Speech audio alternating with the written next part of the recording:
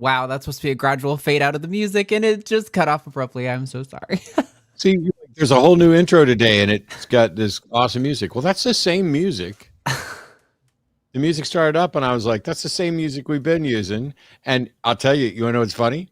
Hey, everybody, welcome to the Sunday Show on the Line. What's super funny right now is that the first 3 times I think that Jimmy tried to run an older version of that intro, he cut it off like that every time instead of letting it fade out. So Jimmy will know what to do to fix it fade out.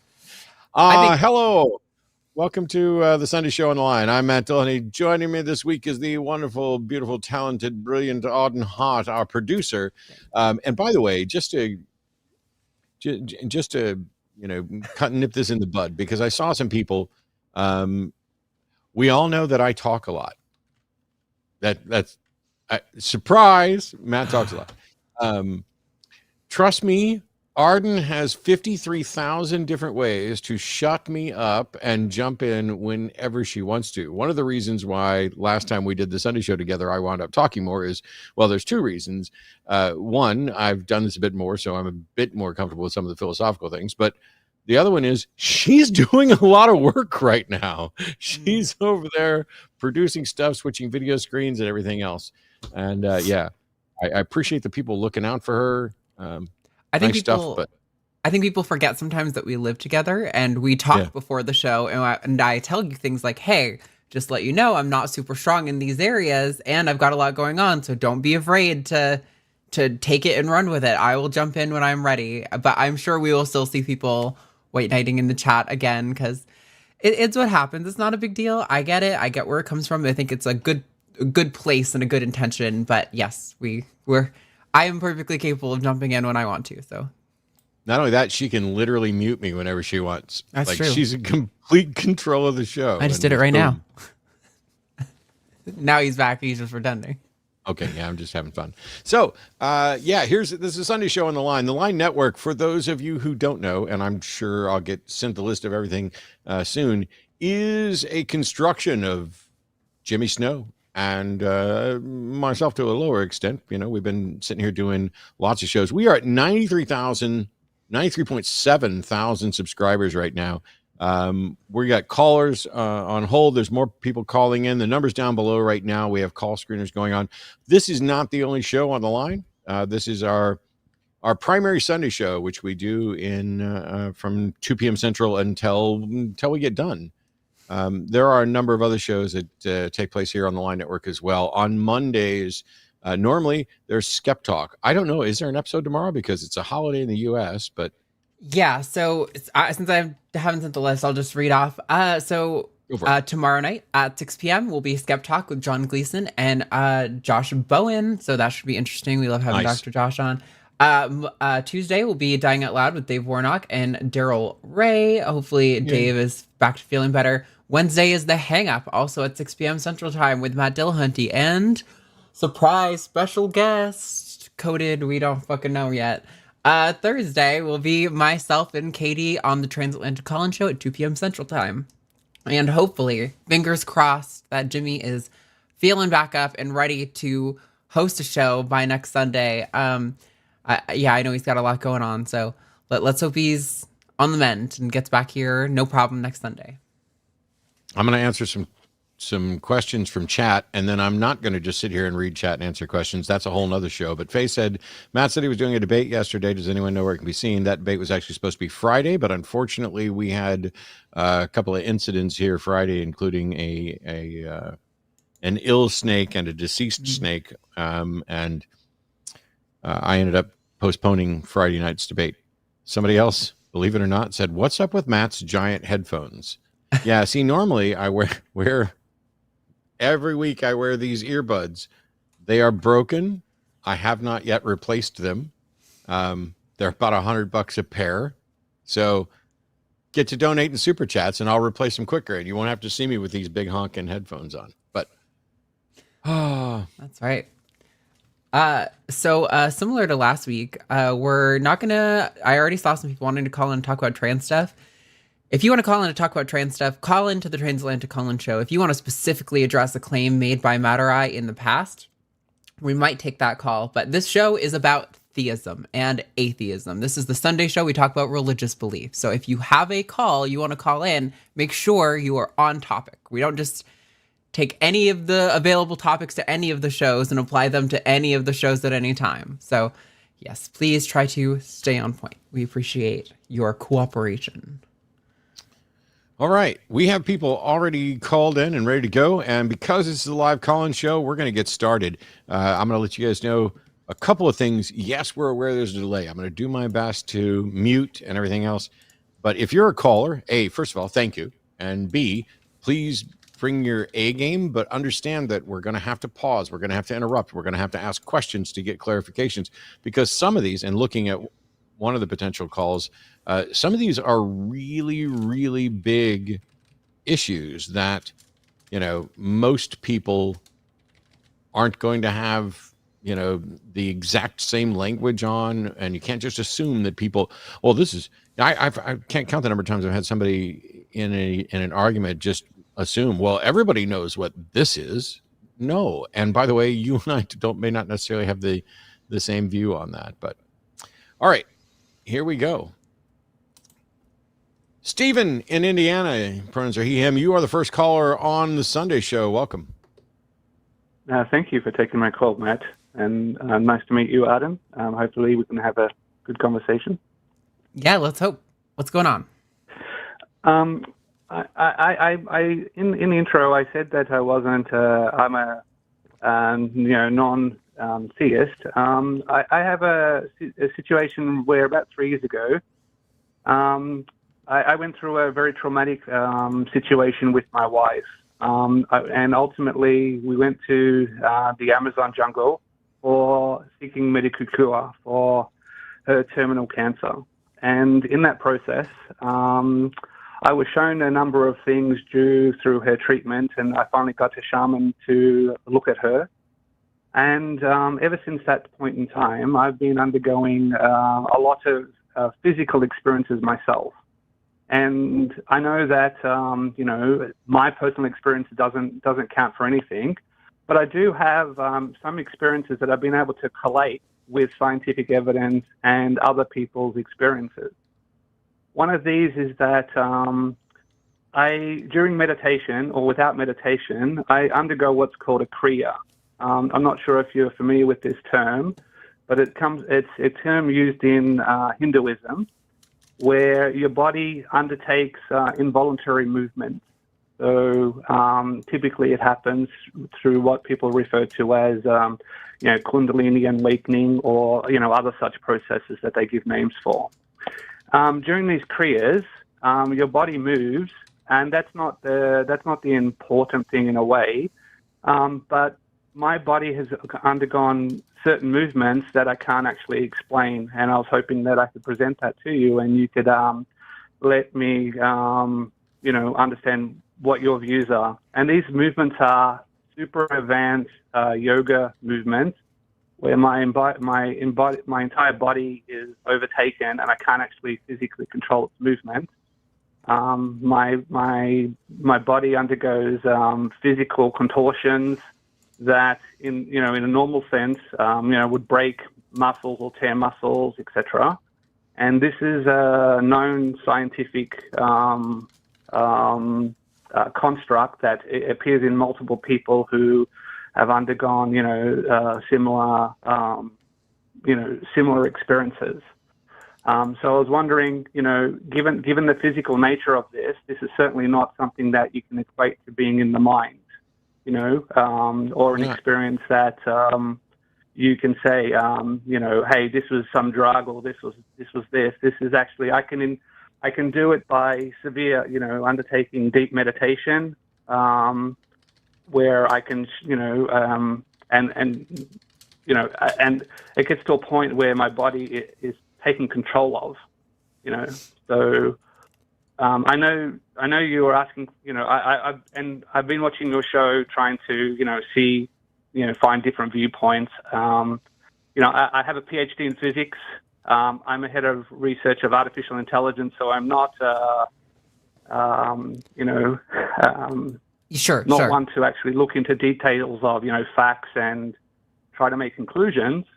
But Well, this is certainly something Stephen. that I know in my head that I wasn't trained on all these super advanced, Yes, physical positions and movements. Stephen. Yeah. I appreciate the detail. Sorry, go on, Matt. You look like you're about to burst out of your skin. No, I'm confused about a lot of stuff. I mean, I took okay, notes. cool. I took lots of notes too. That I was over here typing furiously because there's lots of stuff to address. And okay, cool. You've got a PhD in physics and you research AI. Who had cancer? My wife, her father was diagnosed with terminal spine cancer, and she had spine cancer just 4 years ago. And you went to the Amazon jungle to seek a cure. So what happened was she was given a few months to live. She was on to her last couple of weeks of living when she couldn't move, and someone told me that there could be alternative medicines, and so I contacted someone who in the Amazon jungle. There's a thing called a chantra, which is a native way of healing people. And so we had no option left in Western medicine. So I convinced her to get on a plane and go. So the answer to my question was yes, just with a lot more words. So you went to the Amazon jungle to seek a cure for cancer. Did you find one?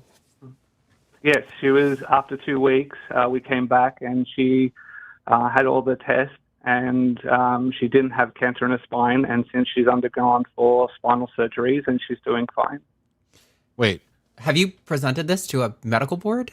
I think you deserve a Nobel Peace Prize, right?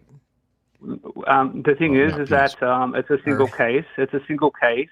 So again, it's. Hang on. But we have all the. Yeah, sorry.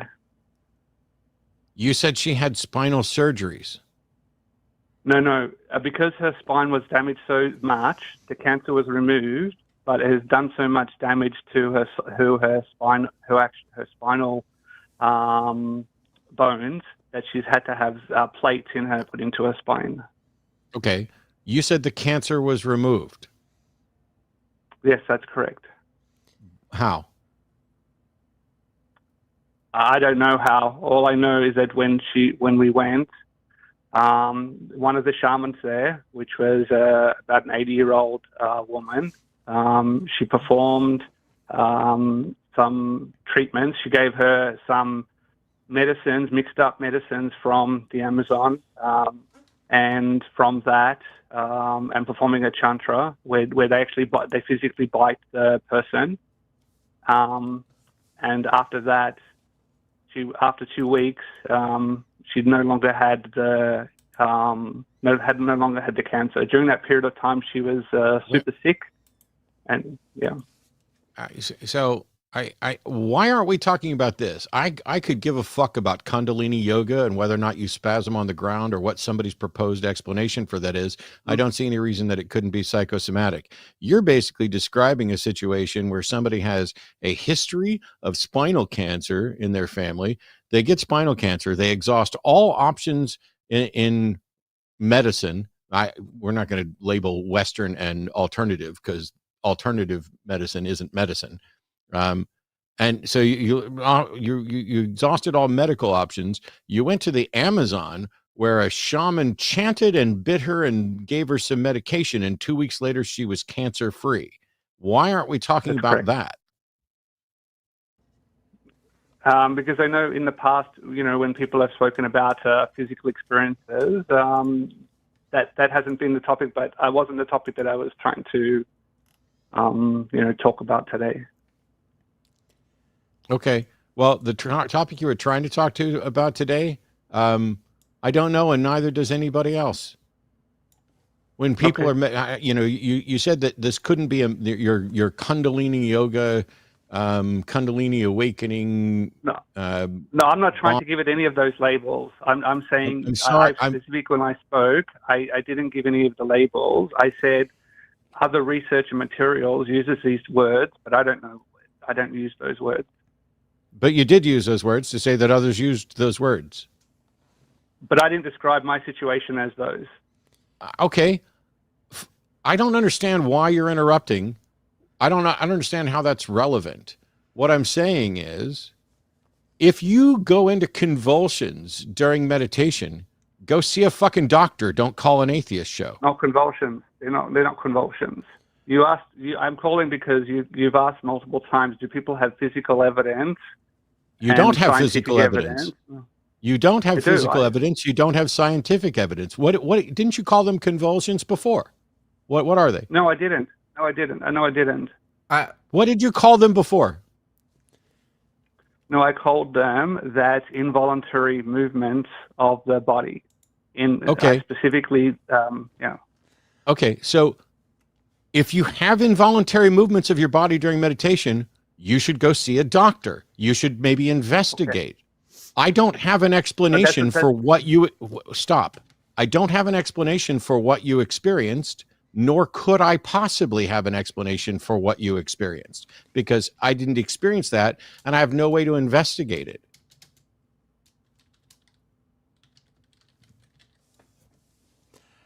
Yeah.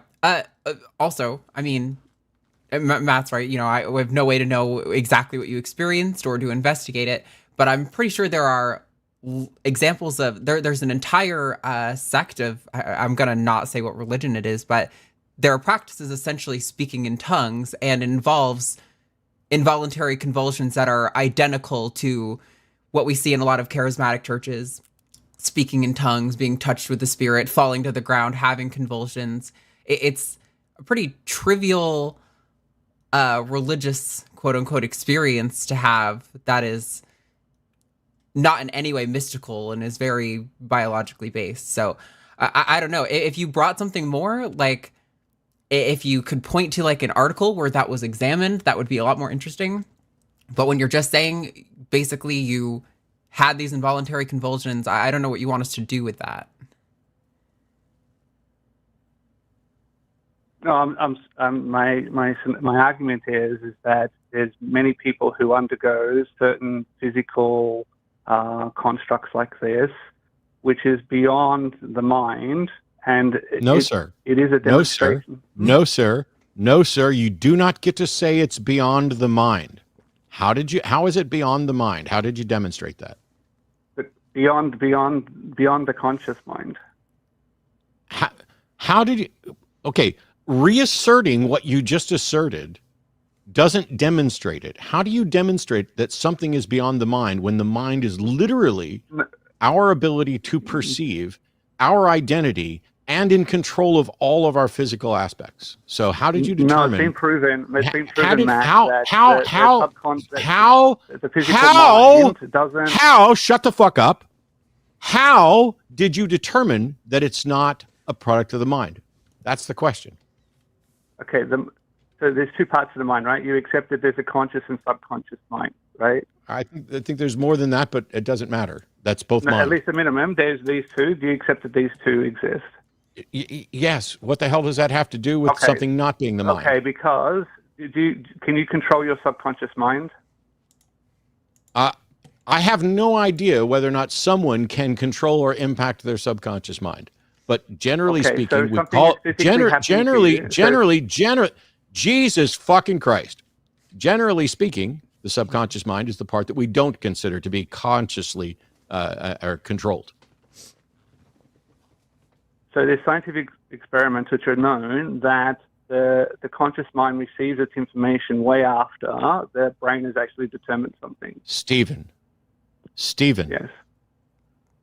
How did you determine that the physical things that happen during yoga are not a product of the mind? I said I corrected myself, and I said conscious mind, which because I don't have control over them, which means that either they're coming from the subconscious mind or they're coming from outside the consciousness. Okay, so we didn't hear the correction where you acknowledged that it could be the subconscious mind, because previously you just said mind. No, and my objection is, how did you determine? Can I finish a fucking sentence, Stephen? Is it possible for you to allow me to finish a fucking sentence? Oh, go ahead. So now you've corrected this to where you're saying, oh, when I said that it wasn't a product of mind, I meant the conscious mind. It may be a product of the subconscious mind. And so now my issue is, okay, what difference does it make? If the answer is you don't know what's causing this, then the answer is you don't know what's causing this, right? That's correct. Okay. Then the answer is you don't know what's causing this. That's correct. And I never said I knew what was causing it. But you did try to assert that it came from out of the mind. So clearly you think you have a reason to believe it's something, right? No. What I'm saying is that if it came from... let me just try to clarify again. So I'm saying that I have no knowledge. I've never been trained or have any knowledge on performing those activities. Okay? So that Performing means what if activities? I don't have any content... These super advanced, physical movements, which are... I don't know what super... no, Stephen, what does super advanced physical movements mean? I try to explain them that they're like yoga movements where your body twists and contorts into What ways that... does super advanced physical movements mean? I just said it's contortions and yoga positions that... So you did yoga. What does super advanced physical movements mean? I don't know what what's the difference between super advanced physical movements, and physical movements? That's what I'm asking. Okay, physical movements are normal movements that you would make as a human, and advanced movements are ones where your body moves in ways that are non-natural. I don't know what that means. My body has never moved in any way that's not natural, and I've never seen anybody else's body move in a way that's not natural. What does that mean? Okay. So your body can move in ways that are non-natural. So it can twist and can contort in ways that would... Stephen, when we ask you, yes. What does Are you it talking mean about for cramps? movement? Yeah. No. Hang on, I got to ban a whiny little bitch in chat who thinks he can tell me how to do my own fucking show. Goodbye. When we ask you to define what a non-natural movement is, and you say it's a movement that's non-natural, you realize how that gives us absolutely no new information and doesn't help us progress our understanding at all, right? Yeah, but there's ways that your body can contort, your spine can twist, your body can contort. But that's all natural. Like, to me, when you say non-natural movement, I'm imagining like the super arm ability from the new Legend of Zelda game. Like, does your arm go 8 feet and connect things together? The physical boundaries of your body. Okay, so those are natural movements. So you don't mean natural, non-natural. You mean normative and non-normative. Your body moves in ways that it doesn't normally move. Like, for example, a muscle spasm? Correct. So in a muscle spasm, your muscles contract. So what I'm talking about here is muscle movements where your body becomes, it contorts in ways that would go against the portion of your muscles normally movement.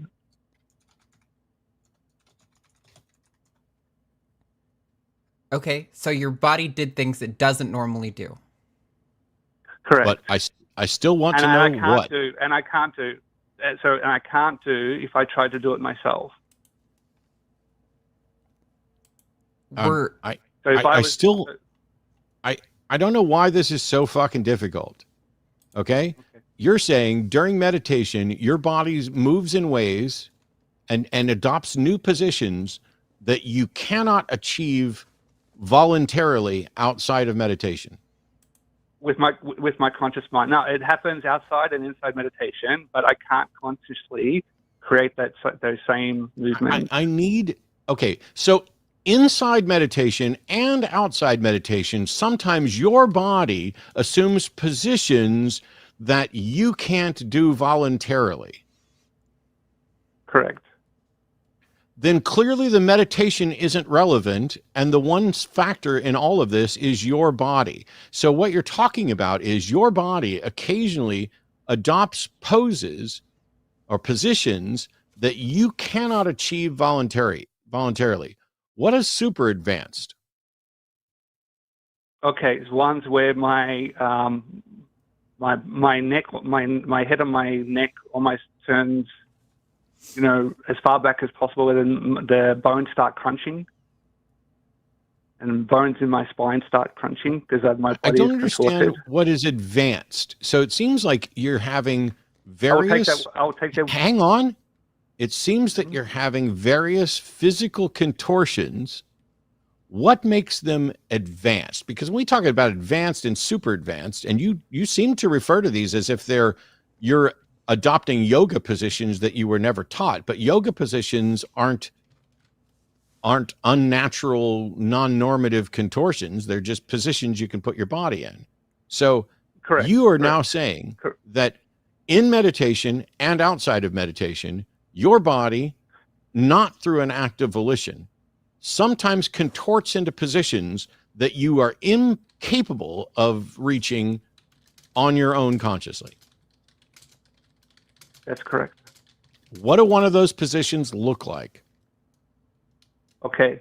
They're typically not reproducible, but one example is that I had one hand on the floor, one hand on a bench, and my entire body was twisted where my entire spine was cracking.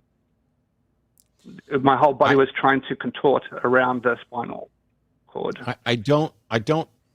You had one hand on the floor, one hand on the thing, and your spine was twisting. That does not describe a position to me. It describes a position of twisting. So if you were to twist, it doesn't. It doesn't. It fucking doesn't. It fucking doesn't describe the position. If I can put one hand on the floor right now and one hand on here, and it doesn't tell me what position you're talking about. No, and then you have to rotate. Then you have to twist your body, right? So I don't know. Constraints of those. Do you understand, Stephen, with your PhD in physics, that there are a number of different ways that you could twist a body? Along which axis are we twisting? The vertical axis, the spine. That's what I said, the spine. But if you got one hand on the ground, do you mean the normative vertical axis if you were standing up? If you're standing up. So you have one. Okay. So it twists until your spine is cracking. Have you been to a doctor? Yes. What did they say? They can't explain the situation. Were you able to reproduce it in front of them?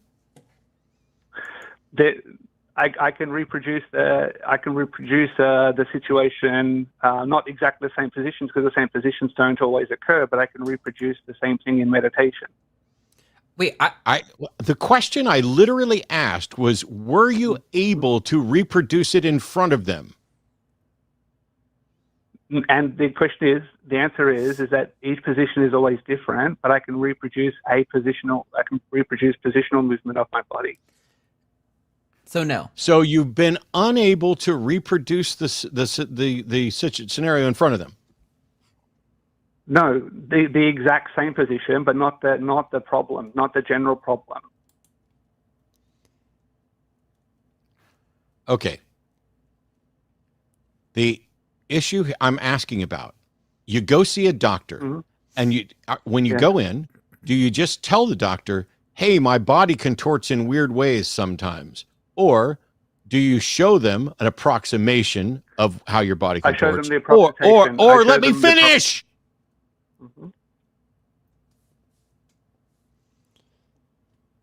Why is it so difficult for me to let me finish the thought so that we can get some clarity? The question is, do you describe it to them?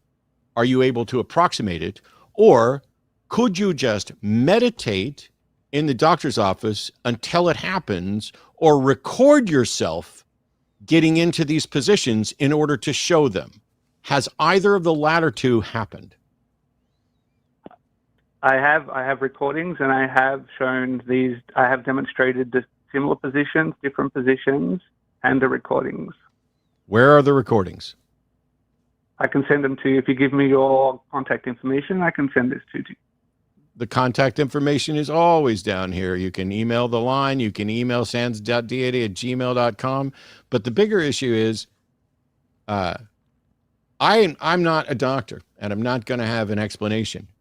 But it took us 23 minutes to get to what could have been a really easy opening sentence, which is, hey, Sometimes when I'm meditating and sometimes when I'm not, my body contorts into weird positions. I've recorded this on video. Doctors don't have an explanation for it. Would you be interested in looking at it to see what you think? 23 minutes to get to there. Okay, I apologize. I mean, I don't know why you would call to say, hey, something weird happens to my body that I don't have an explanation for, and doctors haven't explained yet either. What conclusion, if you don't have an explanation for it, what conclusion could you possibly reach, especially since you say it happens in and out of meditation? So what good is it? It happens primarily during when I try to meditate, and it's happened outside of that as well.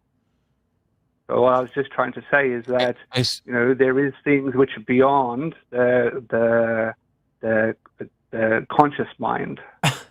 Stephen, if something happens inside of meditation and outside of meditation, wouldn't that imply that meditation isn't relevant to the issue? No, correct, but a way of invoking or a way of initiating such a. Why was there a correct but instead of just correct? The fact of the matter is that if something happens when you're trying to meditate and not when you're not trying to meditate, then clearly the logical inference to begin with is that meditation isn't a factor. Just like if something happens when I'm eating and when I'm not eating, or when I'm smiling and when I'm not smiling, or when I'm shitting and when I'm not shitting. No, what I was trying to say is that it's a state of mind, in terms of being, quiet and peaceful and stuff like that, that potentially is, an initiating factor. And so during meditation, that is a state that you're trying to obtain, whereas when it's outside of meditation, you may or may not be in that state based on other things that are going on in your mind.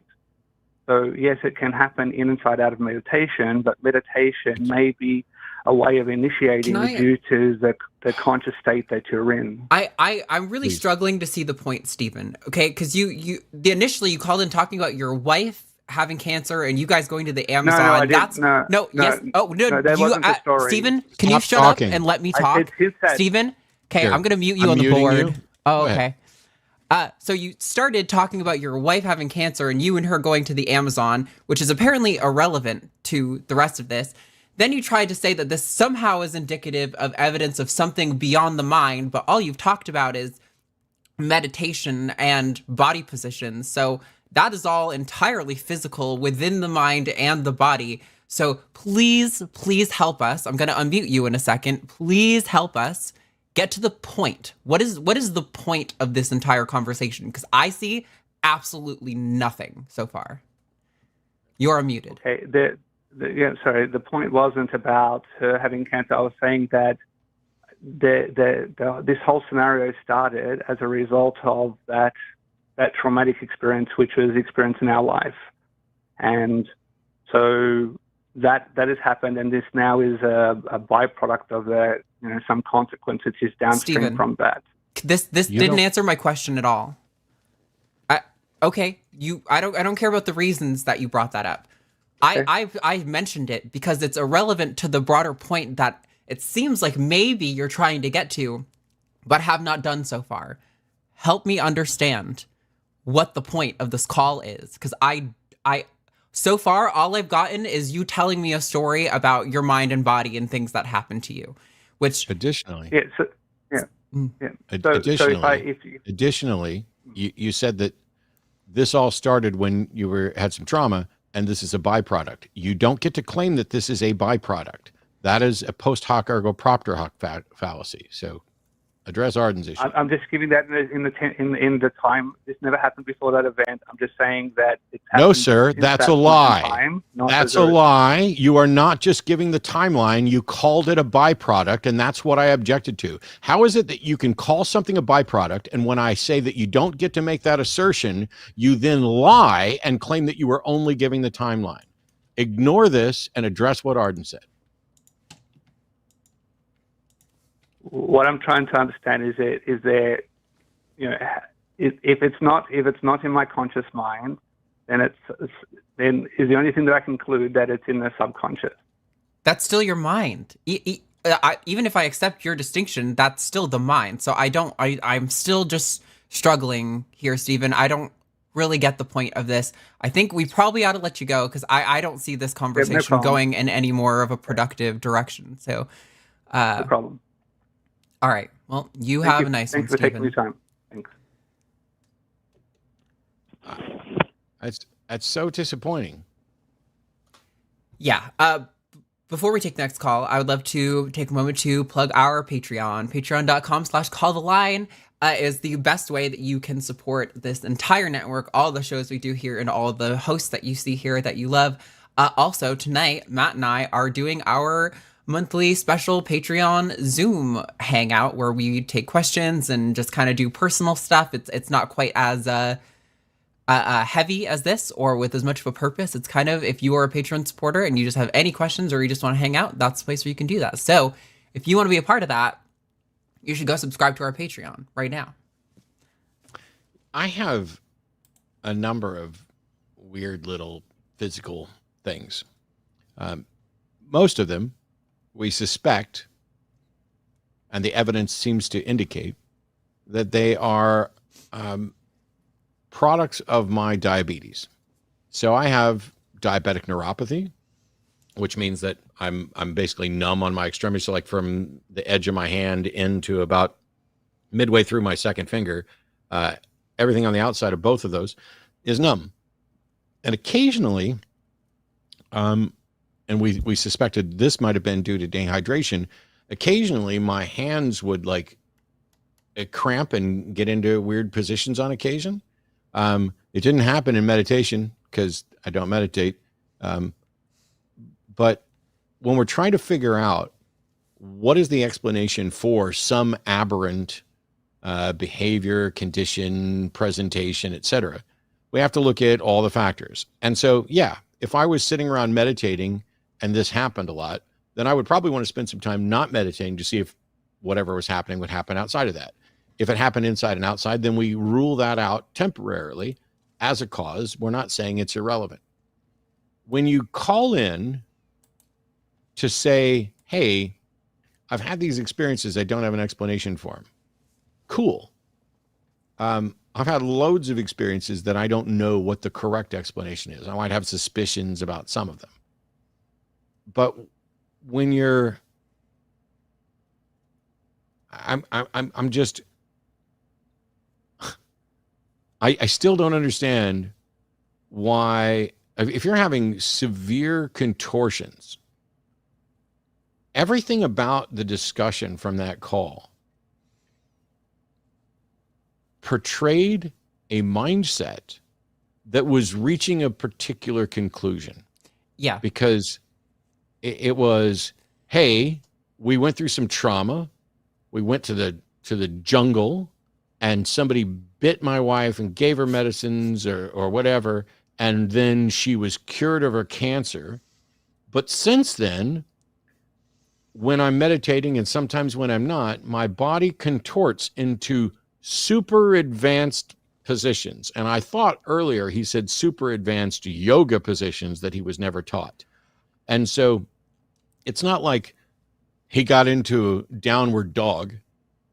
It was, my spine's going to twist, or my body's going to twist around my normative vertical axis in such a way that the bones begin to crunch or crack or whatever else.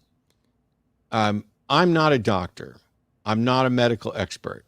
Maybe Ben or somebody will listen to this and have some thoughts about the medical aspect.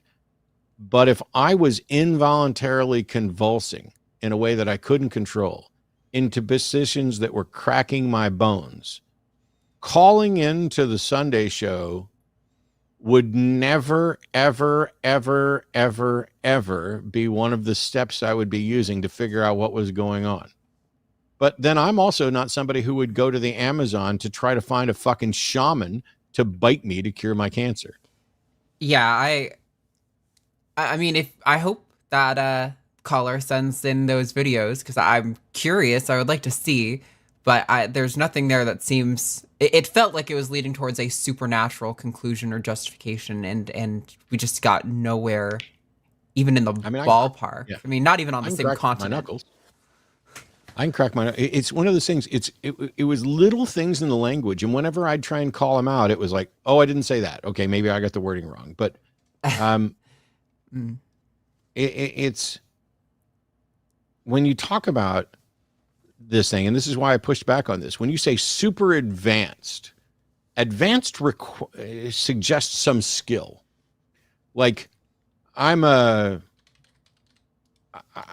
an advanced guitarist at all. I don't know any advanced guitar things, but I am, or I was, very advanced in my skill at pocket billiards. I may even be super advanced at troubleshooting or analyzing arguments. I don't know, because I don't know, but it's like you have some base level of capability, then there's an advanced, which suggests that you're doing it. Then there's super advanced. So when you say a super advanced yoga position, like literally, we watched a video yesterday that was supposed anime workout positions where they ranked them from easiest to absolutely impossible. And so they were comparing one-handed push-ups versus I'm going to balance on my thumb and all this other stuff. Some of those would be super advanced things, but they're all reached voluntarily. I've not until today, at no point in my life, has anyone referred to an involuntary muscle contraction, contortion, whatever, as super advanced. Yeah, that was and commented that they weren't trained in that. Yeah, I think you're right to say, we don't have an explanation for that. We can't make any explanation, and I'm not gonna speculate all day, but it does sound very similar to. I wish maybe someone in the chat can remember. It's some sect. I think they might be Buddhist or something along those lines. And it is very similar to speaking in tongues, where some high-level ranking person in the religion will touch your forehead or something like that while you're meditating, and there are convulsions, and it just sounds very similar to that to me. Where it's, calling it involuntary is not exactly accurate, but it's also not inaccurate. Yeah. Anyway, let's move on. We have other callers.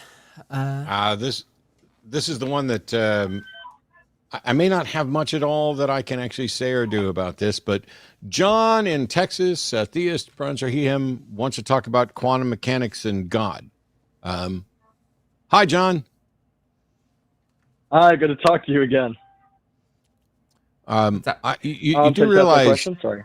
You do realize I have zero expertise in quantum mechanics, right? No, that's fine. Neither do I. So why would two people who have zero expertise in quantum mechanics sit around and talk about it? I guess I was just addressing something that you said last time about using maps to represent the world, and then using a map versus the actual thing is wrong. But I don't see how you can make that claim if you can't, if you talk to a quantum physicist, they'll tell you that you can't understand, make sense of, quantum mechanics, and so it's maps all the way down. And so I guess I'm confused of what you mean by representing the actual thing in itself, because I thought, since Immanuel Kant and since the Enlightenment, it's been pretty accepted that you can't view the objective world without a lens, and that lens is like a map of action, essentially. Yeah. When I say confusing the map for the place is wrong, what I'm talking about is what is most commonly referred to as the map territory relation, or the logical fallacy, that is confusing the map for the place, because the map of Narnia is not Narnia. And so the properties of the map don't necessarily apply to Narnia. This is all I was doing, was pointing out an actual logical fallacy, where if you are talking about characteristics of the map and then applying those to the place, you are committing a fallacy, because the map is not the place. That's all I was saying. Oh, I wasn't doing that. I was saying that if you have a map that's more widely applicable, I said it's deeper than the specific instance, because you're getting rid of the messiness that's not important. Yeah, I think I don't, there's no reason to rehash the conversation from last time, but it seems vaguely that you said something along the lines of the map is more accurate than the place, and that's not possible. Well, I'm saying that you don't have access to the place. It's all maps. And can I quote something from Carl Friston, who's the most cited neuropsychologist? Why would neuroscientist? Why would a quote be relevant? I don't give a fuck what anybody said or who they are. You don't care about the most cited neuroscientist when he's talking about perception? No. That seems weird. I don't know. Yeah, it does, doesn't it? You know why? Why? Because I'm not here to talk about neuroscience. I'm here to talk about gods. And what he said, and what he said will not turn the map place fallacy into not a fallacy. And that's all I was addressing. What does he possibly have to say that's going to be relevant to this conversation? Well, he says that the most accurate map you can use is the one that gets rid of the noise that's not necessary for the pattern of action you need to apply. Like if I'm saying that, say Jeremy, John, who's John, yeah. I don't give a fuck what the most accurate map is.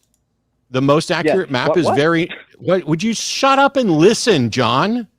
The most accurate map is really great, but it's still not more accurate than the place itself. The map is never the place. You can have, you can say, here's 10 maps, and number 2 is better than number 1, number 3 is better than number 2, etc., all the way up until number 10 is way better than number 1, and 10 is a much more accurate map. But that doesn't tell me how accurate a map can be. Maybe it's only 10 out of 5,000 as far as map accuracy. And so when you say the most accurate map you can have, it's still irrelevant because the map that you're pointing to isn't the place. I mean, I feel like we're kind of going in a little bit of a circle right now because, I mean, do you think that we can view objects not through a map? It's maps all the way down. I'm looking at this pair of glasses, right? I'm looking at this pair of glasses right now. I'm not looking at a map. I'm looking at the thing. I'm able to examine it with my eyes, with my ears, with my fingers, and with devices that I've constructed to give me the details about this pair of glasses. This is not a map. This is the item. What are you looking at? Do you mind telling me what you're looking at? I just showed you. Oh, you're not watching the show. Oh, sorry. No, I'm just talking over the phone. I would get way distracted. I'm kind of ADD. Sorry. I held up a pair of glasses. Okay, well, like with a pair of glasses, like if I took 2 bottles and cut them out, and then if it helped your sight, would that be a pair of glasses? Would it count as a pair of glasses if it actually helped? Yes, sure. Yeah. What the hell? It's like what an object is never the matter that's made of. It's always how you use it. Sir. The way it's used. No, sir. John. Not according to I'm holding up would you listen? I'm holding up a specific pair of glasses. I'm saying that this pair of glasses is the actual item I'm examining and is not just a map of the item. Would you stop talking? And is not just a map of the item. And then you came back with, if I took 2 bottles and put them together to improve your vision, would that count as glasses? Sure, it would count as glasses, but it wouldn't be these fucking glasses that I'm holding right here. Absolutely.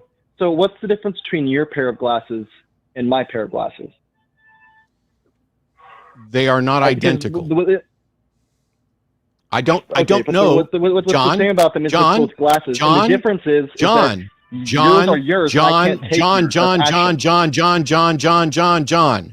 you ask me a question, you have to let me answer. I don't know what the difference is between my glasses and your glasses because I don't know anything about your glasses.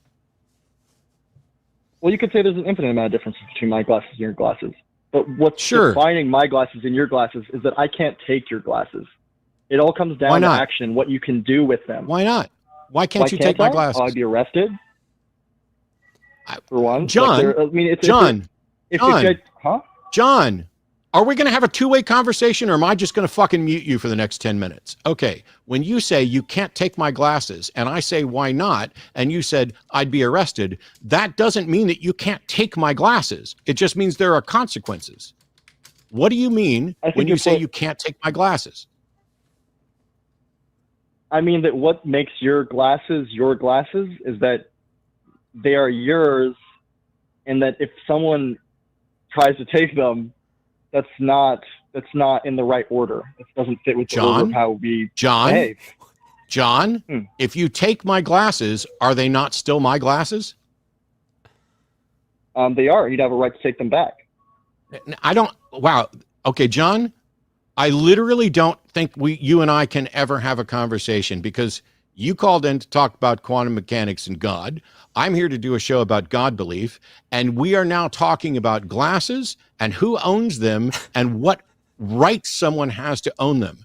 I am bored out of my mind at the dishonesty in actually talking about this. I mentioned a fallacy. Confusing the map for the place is a logical fallacy. You can go Google it and study it if you like. I then talked about how these glasses are not the map. You have what? I have been studying that. I've been listening to Carl Friston for like 3 days now, and Michael Levin. So why on earth did you call in to suggest that I was somehow wrong about confusing the map for the place being a fallacy?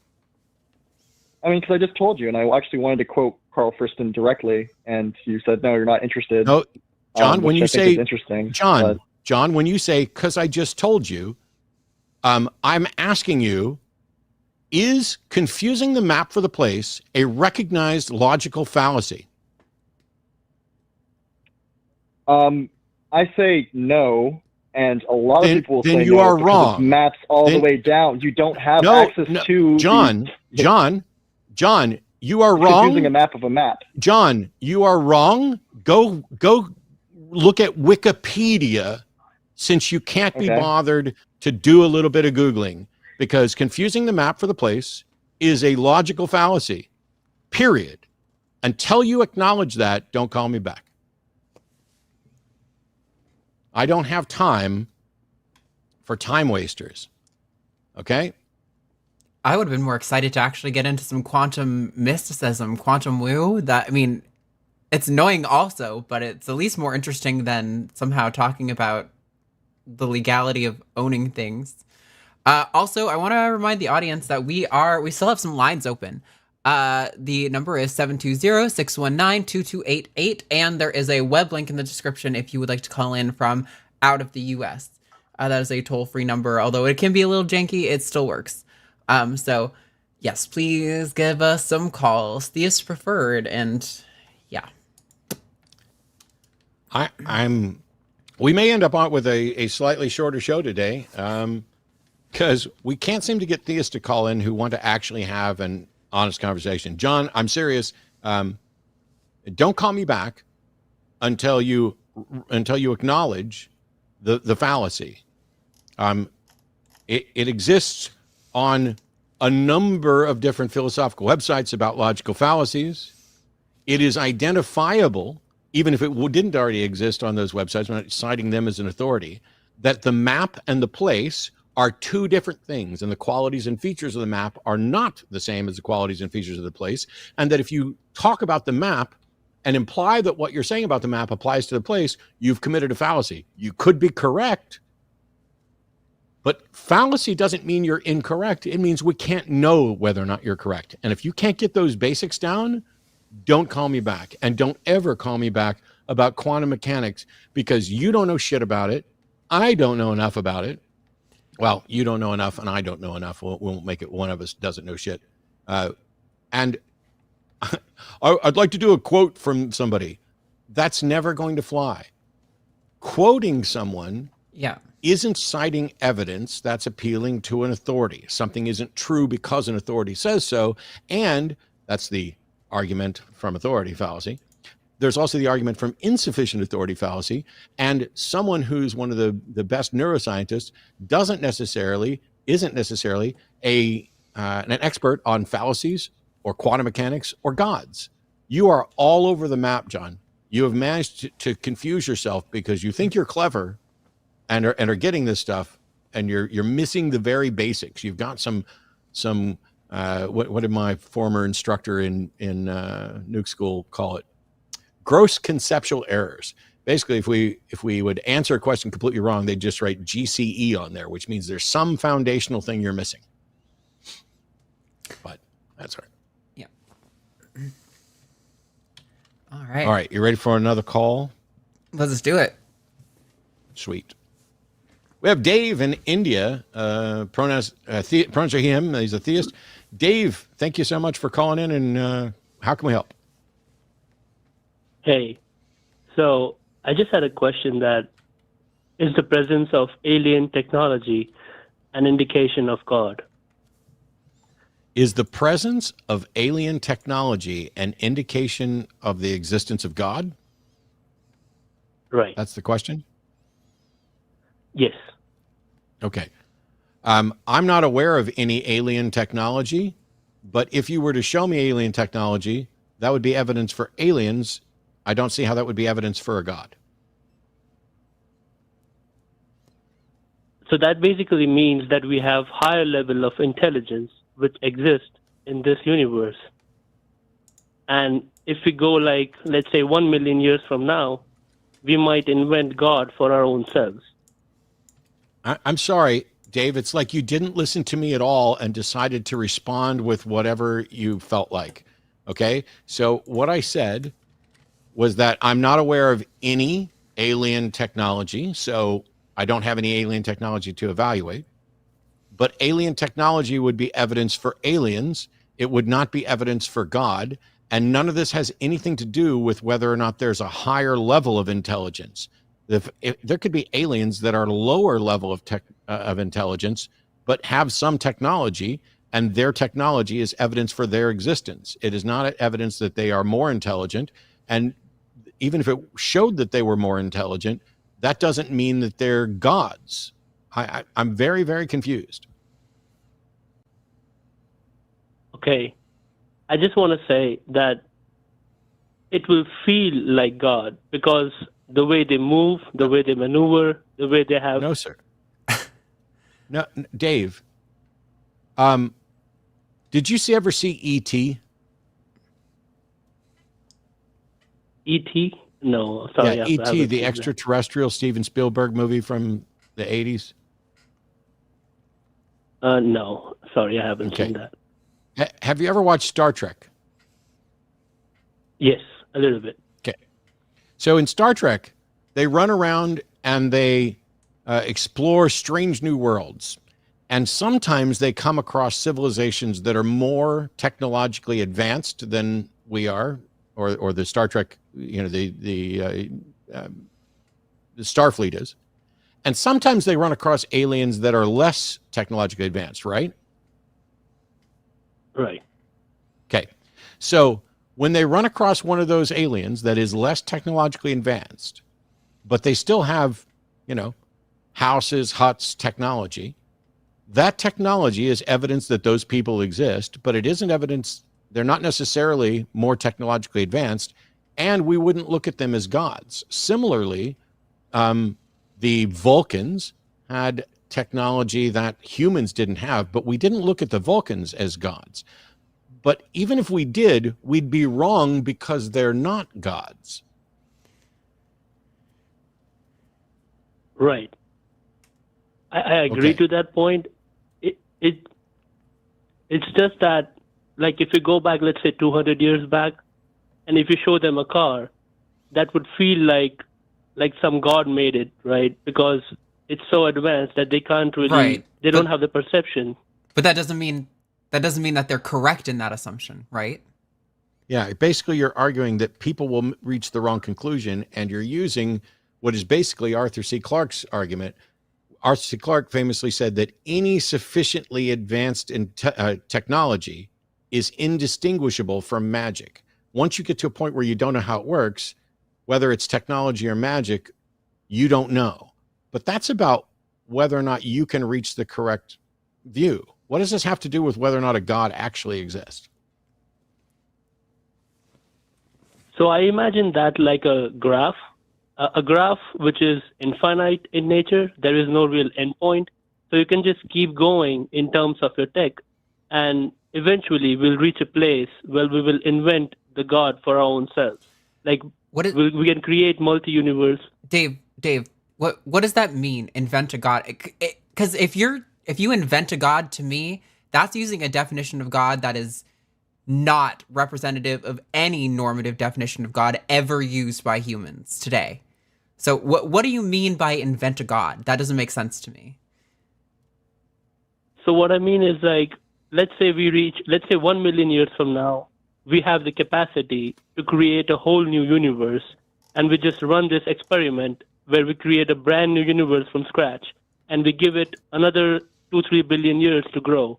So all the things that will happen in those 2-3 billion years in that universe, they will all come back to us, finding us and exploring us, and they will eventually find us because we created them. But that wouldn't make us gods, though. That would just mean we had sufficient technology to do all of those things. Also, you're suggesting that you're projecting into the future. Let me ask you this. Right now, I weigh 212 pounds. I have weighed as much as 270 pounds.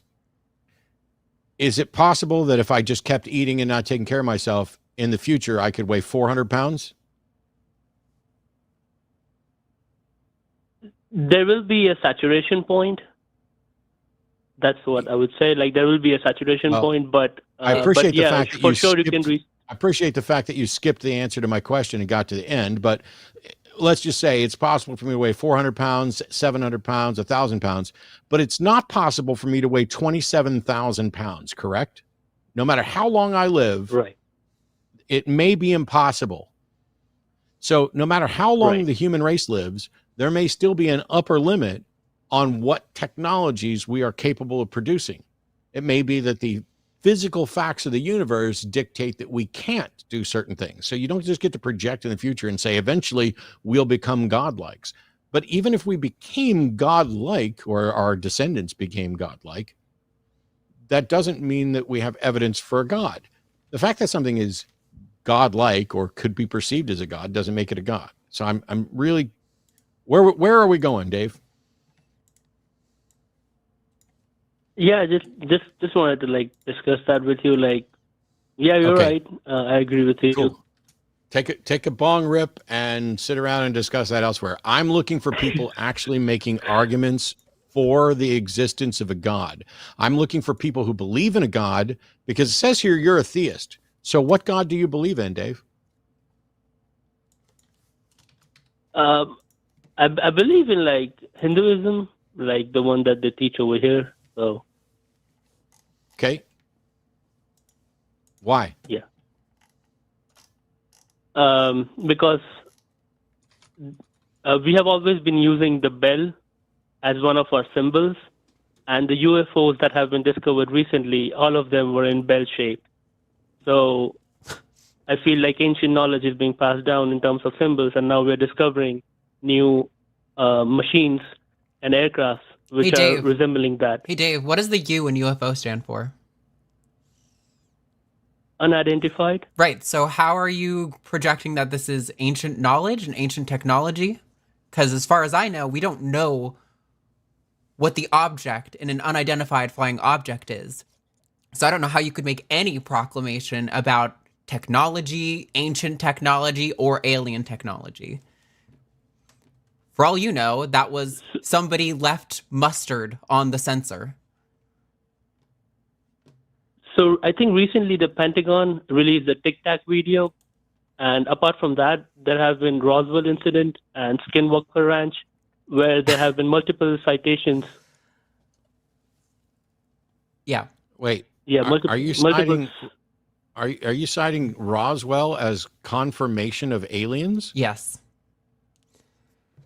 Not only Roswell incident, there have been different incidents where they all have reported the same phenomenon, where they see a circular disc-shaped object.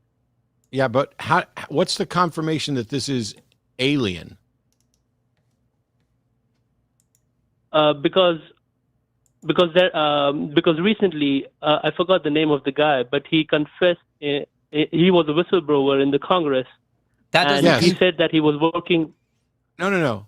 I don't believe that guy. I think that guy's a lunatic. Yeah. That's not evidence. That's testimony. It would be no different than if you came in and started testifying. Where is the confirmation of aliens? Well, if I can interject, it's worse than that. It's not as if Dave came in and testified. It's if Dave came in and testified that somebody else told him that. This guy was a second-hand report, not even a first-hand testifying. How about Bob Lazar? I don't know what Bob Lazar is. You don't know Bob Lazar? He's like a famous guy interviewed by Joe Rogan multiple times, and he's a guy who... Yeah. Okay. Yeah, this is we're getting back to bong rips now. If you learn stuff on Joe Rogan, you need to go out and learn it elsewhere, because Rogan is an idiot who doesn't challenge the people that he has on as guests and doesn't do any investigative study or information. So here's the thing.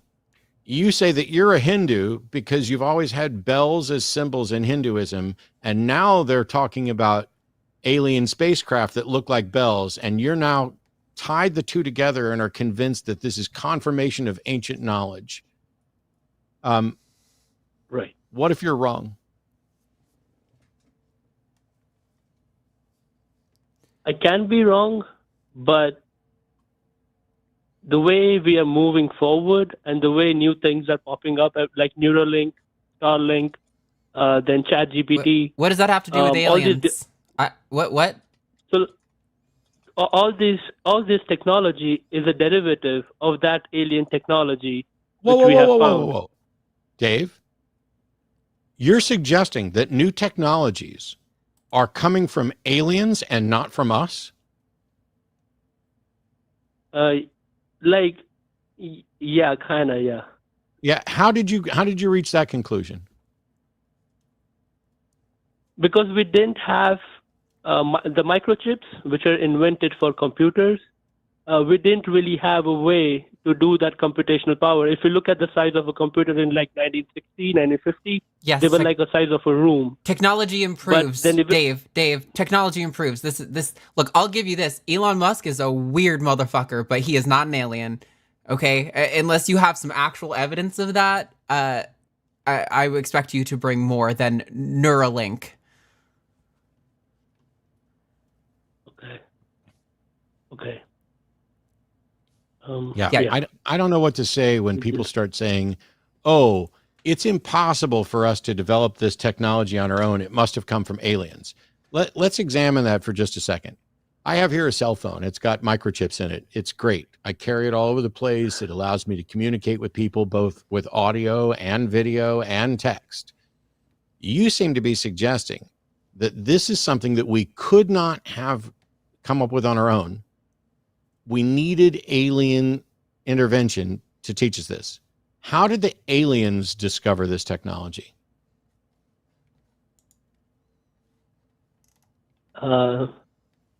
Yeah, I'm sorry, but I don't know that. But the way, all I'm saying is, like, if you look at 1950s, like within a span of 10, 15 years, they reduced the size of computer by a tenfold. Yes, because we stopped using vacuum tubes and we started using microprocessors. We developed semiconductor technology that replaced vacuum tubes. So instead of having a big fucking room, we were able to do it smaller. But my thing is, if you're going to assert that a cell phone couldn't be developed by humans and required alien technology, how did the aliens learn it? Who did they learn it from?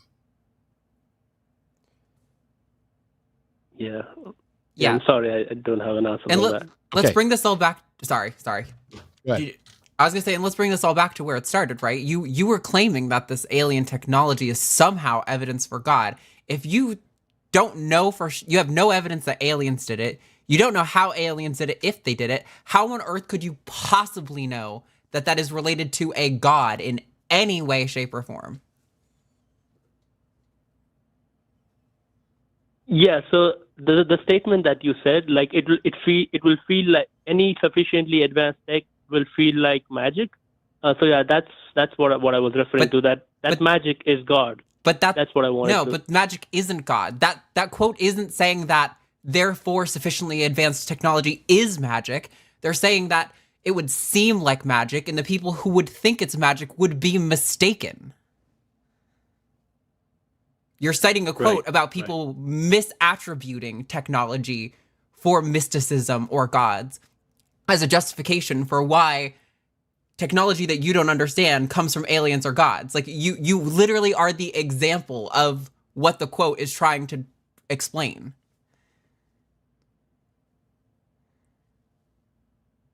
Right. Yeah. Right. Yeah. Just okay. We'll just leave it there, Dave. You can go off and think about that stuff. If you come up with better evidence for aliens or gods, I'm happy to know about it. For sure. Sounds good. Cheers. I do have to run to the bathroom. I kind of wanted to read. I looked up Bob Lazar on Wikipedia, just the first sentence, because it's great. I've heard the name, but... Robert Scott Lazar is an American businessman and conspiracy theorist who claims he was hired in the late 1980s to reverse engineer extraterrestrial technology. So that was the expert cited.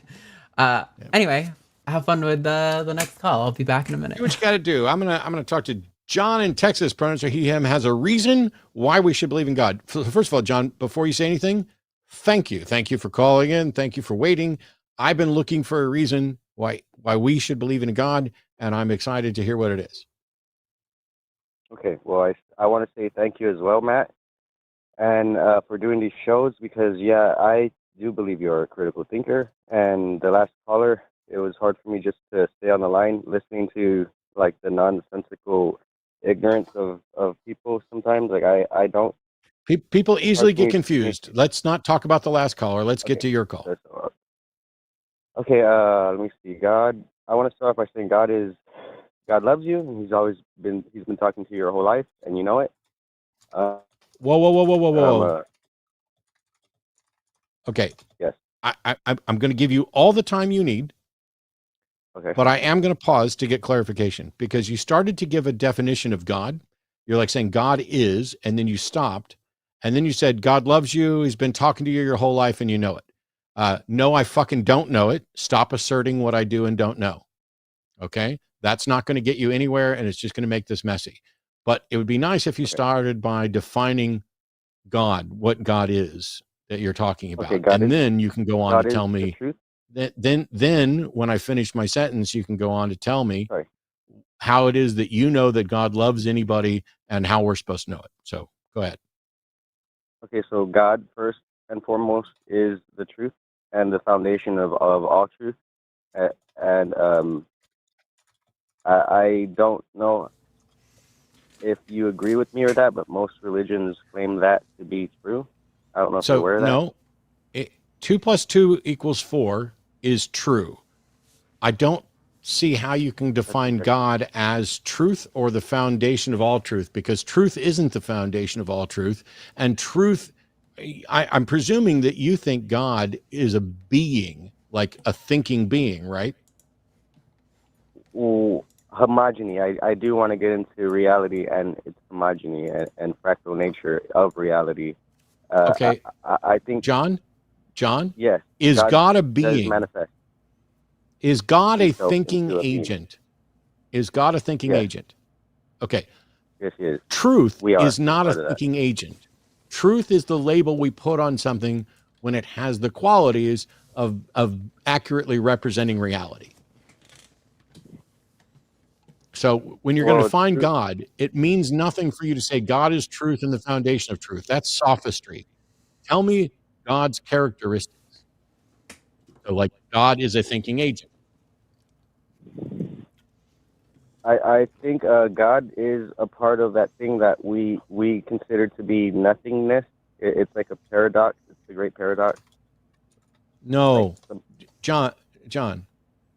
Wow, I really would love to get to something, but it's like now you're saying God is a part of the thing that we consider to be nothingness. Yes. I have no clue what that is, but nothingness is at best something that does not exist, could not exist, has no properties.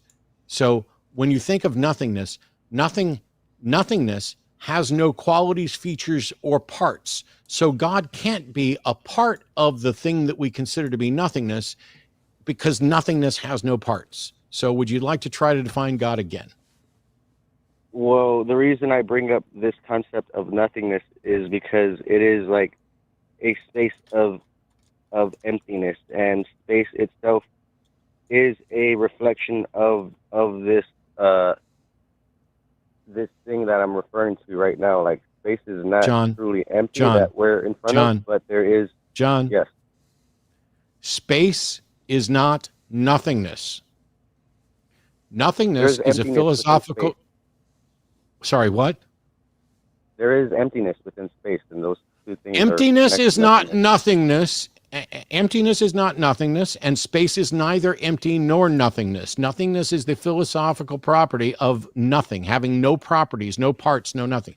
Now, are you able to define God at all in a useful way where we can discuss it? Yes, I've defined God as then let's do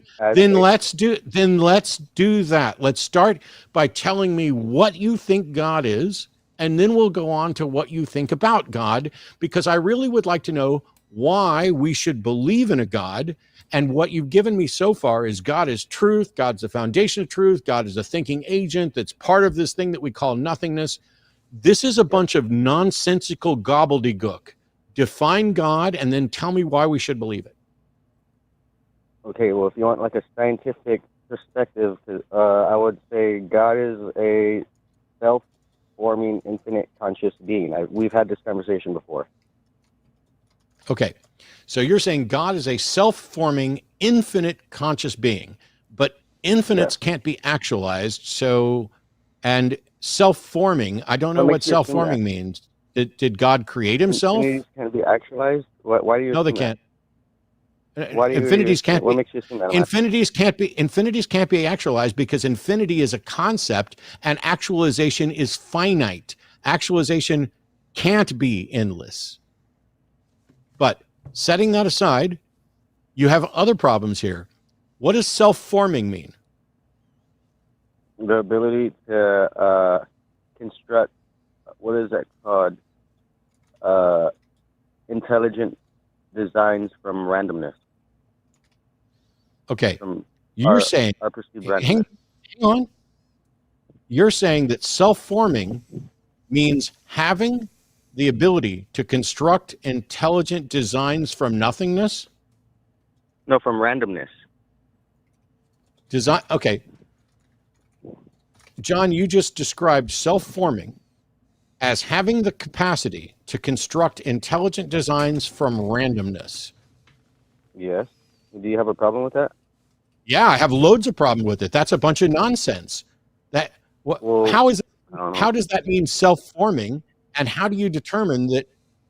So first of all, how do you determine that God can construct intelligent designs from randomness? But why on earth would you call that self-forming? That's not God forming self. That's just forming. God formed. I don't want to say himself because God's not a male or female. It's like God is beyond, human. How do you know that? Because God's not limited to any one thing. Like, how do you know that? Your mind is limited. Like we are a reflection. My mind is irrelevant, John. John, I'm asking you how you know these things you're claiming. Saying that my mind is limited is not an explanation for how you know. So how do you know these things about God? By pure epiphany, the universe just gave me information. Like there's something you can know. Geniuses. No, John. The universe did not just provide you an epiphany that warrants belief. You may have had an epiphany. I'm asking, you called in to say that you have reasons for why we should believe in God. If somebody suggested to you that the reason you should stop believing in God is because they've had an epiphany, would you accept that? I actually have some beef with you because I can't connect with. Okay, I'm going to mute you and I'm going to ask that question again because at no point did I ask, do you have beef with me, John? My question was, if someone told you you should stop believing in God, and when you asked for what reason should I stop believing in God, and they said it was because they had an epiphany, my question was, would you accept that as a reason to stop believing in God? That's the question. Yes, after you did that prayer Okay. to make me Okay. not I've part of just God, had an I'm not epiphany. part of I've him just had an epiphany, John. You should stop believing in God. Congratulations. You're now no longer believing in God. now. Okay, I accept it. I'm gonna follow not you now, Matt. You have Goodbye. You are either the world's worst troll or you are too confused for me to continue talking to. If you think that your reason for believing in God is because the universe gave you an epiphany, that God is a self-forming, meaning able to construct intelligent designs from randomness, infinite, which can't be actualized, conscious being, and that is reason enough. And then if anybody else comes up with an epiphany that says you should stop believing in God, you'll stop. I genuinely don't believe that you have the ability to process information sufficient to allow you to cross the street. Yeah, I really shouldn't be laughing as much as I have today. It's very unprofessional, but to be fair, when somebody says, I had an epiphany, geniuses just know, that was one of the funniest things I've heard in a long time. I had a really hard time holding that in. Yeah, I wasn't going to dig in on the genius thing, but it's frustrating because certainly some people are really proud of what they think they know and understand. You want to knock out the announcements again real quick before we get to the next call? Yeah, sure. So, Sunday show's okay, but there are some other shows on the line that I think are, maybe even a little like better. Mine. We'll get to them. Yeah, that one was definitely where I was going. Okay. But if you want to know what's coming up this coming week, we've got Skeptalk on Monday at 6 p.m. Central Time with John Gleason and Dr. Josh Bowen. I'm sure there'll be some very interesting conversations about the Bible and history and all that stuff tomorrow. Then we've got Dying Out Loud at 6 p.m. Central Time with Dave Warnock on Tuesday with guest Daryl Ray. Matt has no guest, but I'm sure we'll figure it out by Wednesday also at 6 p.m. Central Time for the Hang Up. Then Thursday at 2 p.m. Central Time will be the Transatlantic Call-In Show with myself and Katy Montgomerie. So if you would like to catch all that, you should definitely subscribe, hit the notification bell, and all that good stuff. So that way you don't miss out on a single one of these awesome shows where we're having great conversations and so many different topics every week. So do that and subscribe to our Patreon, patreon.com/calltheline. It's the best way to support this network. I'm actually hoping that Jimmy is recovered by Wednesday, and I'd love to get him on since we were going to do a show together and talk some politics stuff. So I'm holding out for that. But if not, I'll either do it myself or I'll get a guest. See, there's already people in chat offering to be my guest. Let's. We got some really interesting calls coming up right here. We have KH in Oslo, pronouns are he, him, who's agnostic but says he has a good reason to believe in God. So welcome, KH. What's your good reason to believe in a God, and which God? Yeah, that's a good question. I really don't believe in any soul God, or I don't. I'm not talking about any special God. I'm sorry, I'm really nervous. And I have so much respect for you guys, both you, Matt and Arden. You're doing all right. Go on. And my sound. Just pause and take a breath while I talk. I will talk in an incredibly soothing ASMR sense that will allow your brain to process exactly what it is that you'd like to say, because I have never met someone who says that they have a good reason to believe in a God who doesn't actually believe in a God and has never thought about which God they're actually arguing for. So the best thing to do is to either say, here's the God I'm talking about, or say, here's my reason why I think people should believe in a God, and then maybe we can work out the definition of God afterwards, if it makes sense. But go ahead.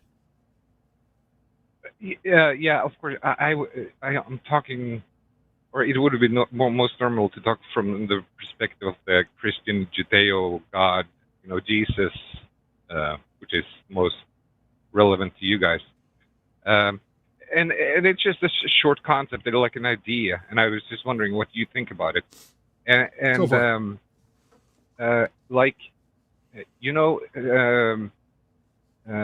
in faith praying, or like healing in the Christian concept, do you believe there can be a placebo effect, which can help people? There is a placebo effect, which does help people. We already know that. Okay. So that's accepted. That's a positive thing, and it actually helps. Yeah, but I mean, it's not like it's exclusive to prayer. Like you could get it from sitting there and like hoping really hard, right? It's a placebo. It doesn't have to come from prayer specifically. Yeah, I agree. But yeah, I agree. Well, that was just my idea. I really just wanted to get on for some reason, and that was just my excuse. So thank you guys for all your work, and yeah, thanks. Okay. I so want to get on the show that I'm just going to make some stuff up. Yeah, well, I appreciate that. I want to remind you guys that our lines cost money, and we really do have the show to have like an educational conversation. And while I can appreciate coming here with proposing an idea and not quite as much a direct question, if you don't really know what you're going to talk about and you really just kind of want to talk to us, please just don't, or subscribe to the Patreon and do that at the Zoom call. That is an appropriate place to do that, not sitting and taking up one of our lines, costing us money. So thanks. Please don't do that. See, that's the Jimmy. You're like channeling the Jimmy. Someone's got to do it. That's it's funny to me because I think specifically Cage was talking about, hey, do you think the placebo effect can work with like prayer? Because we all know that there is a placebo effect. It's well documented, and the notion and so my answer right away was yes, because there's nothing about prayer that would eliminate a potential placebo effect. Mm-hmm. I just wouldn't consider that a point towards religion, because that's a point towards human capacity. It is another demonstration of human psychology and how religions have in many cases exploited real things about us and who we are and how stuff works in order to get some advantage out of it. And that's certainly interesting. But yeah, I'm hoping we can find I'm hoping we can find a good reason to believe in a God. Brynfu Casey just said Arden jimmied herself. That's pretty good. Thank you. Yeah. Brynfu. So for the call screener, while I appreciate that John is back on the line wanting to acknowledge the logical fallacy and then talk about the properties of God, he needs to call back another week. I'm not doing that twice. If you want to get back on, call in another week. Yeah, and John can hear you, so I'm just going to drop him. Rich in Wisconsin, pronouns are he, him, who's a theist who thinks that I don't understand the Bible and I've been playing a fixed game for 20 years. So welcome, Rich. What's wrong with me? Well, glad to be on your show. You don't understand the Bible because no one has been able to really illustrate the Bible. The Bible was written for today, and you can only prove the Bible out within the last 5 to 10 years with our recent technology. Well, that's convenient. Then you should have some good evidence for us. Yeah. Does that mean that everybody who's believed based on the Bible for the last couple thousand years basically did not have good evidential warrant for that? That's correct. Cool. So what technology do we have that allows you to demonstrate the truth of the Bible now that we couldn't have done 200 years ago? Well, the Big Bang and how the Earth was created could not have been proved basically in the last 100 years, and we're finding so much more about information and everything else that goes with it that allows us today to be able to understand the Bible. Okay. But the Bible doesn't in any way tell us a model that is proven out by Big Bang cosmology. But it does. No, it doesn't. Where does it do that? If you understand the Bible, well, then you hang understand. Hang on. I asked, where does it talk about Big Bang cosmology? In Genesis 1. Okay. I've got Genesis 1 open right here. Do you have a preferred Bible version? I've got about 30 in front of me. Actually, the King James Version is the one that I read. Sure. So I'll put on the King James Version right here. Which verse in Genesis 1 talks about Big Bang cosmology? The whole thing does. No. The whole thing doesn't. The whole thing talks about a great many things. Grass and herbs and plants and animals and lights and stars. None of those things are descriptions of Big Bang cosmology. So which verse addresses Big Bang cosmology? Every verse. No, sir. I'm sorry. But you evidently, while you may understand the Bible, you clearly don't understand Big Bang cosmology, because Big Bang cosmology. Sure you do. Wow. Okay. I stand corrected. How does the entirety of Genesis 1 confirm or predict the discovery of Big Bang cosmology? Let's go through it. I'm happy to. That's why I was asking what verse, because I'm pretty sure that verse 13, where it says in the morning were the third day, has nothing to do with Big Bang fucking cosmology. So clearly the whole chapter doesn't. I'm asking, where is Big Bang cosmology in Genesis 1? Enlighten us. Okay. In the beginning, God created the heaven and the earth. Okay.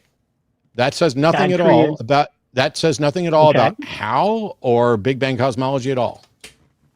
He created frequency. Heaven and earth. It doesn't say anything at all.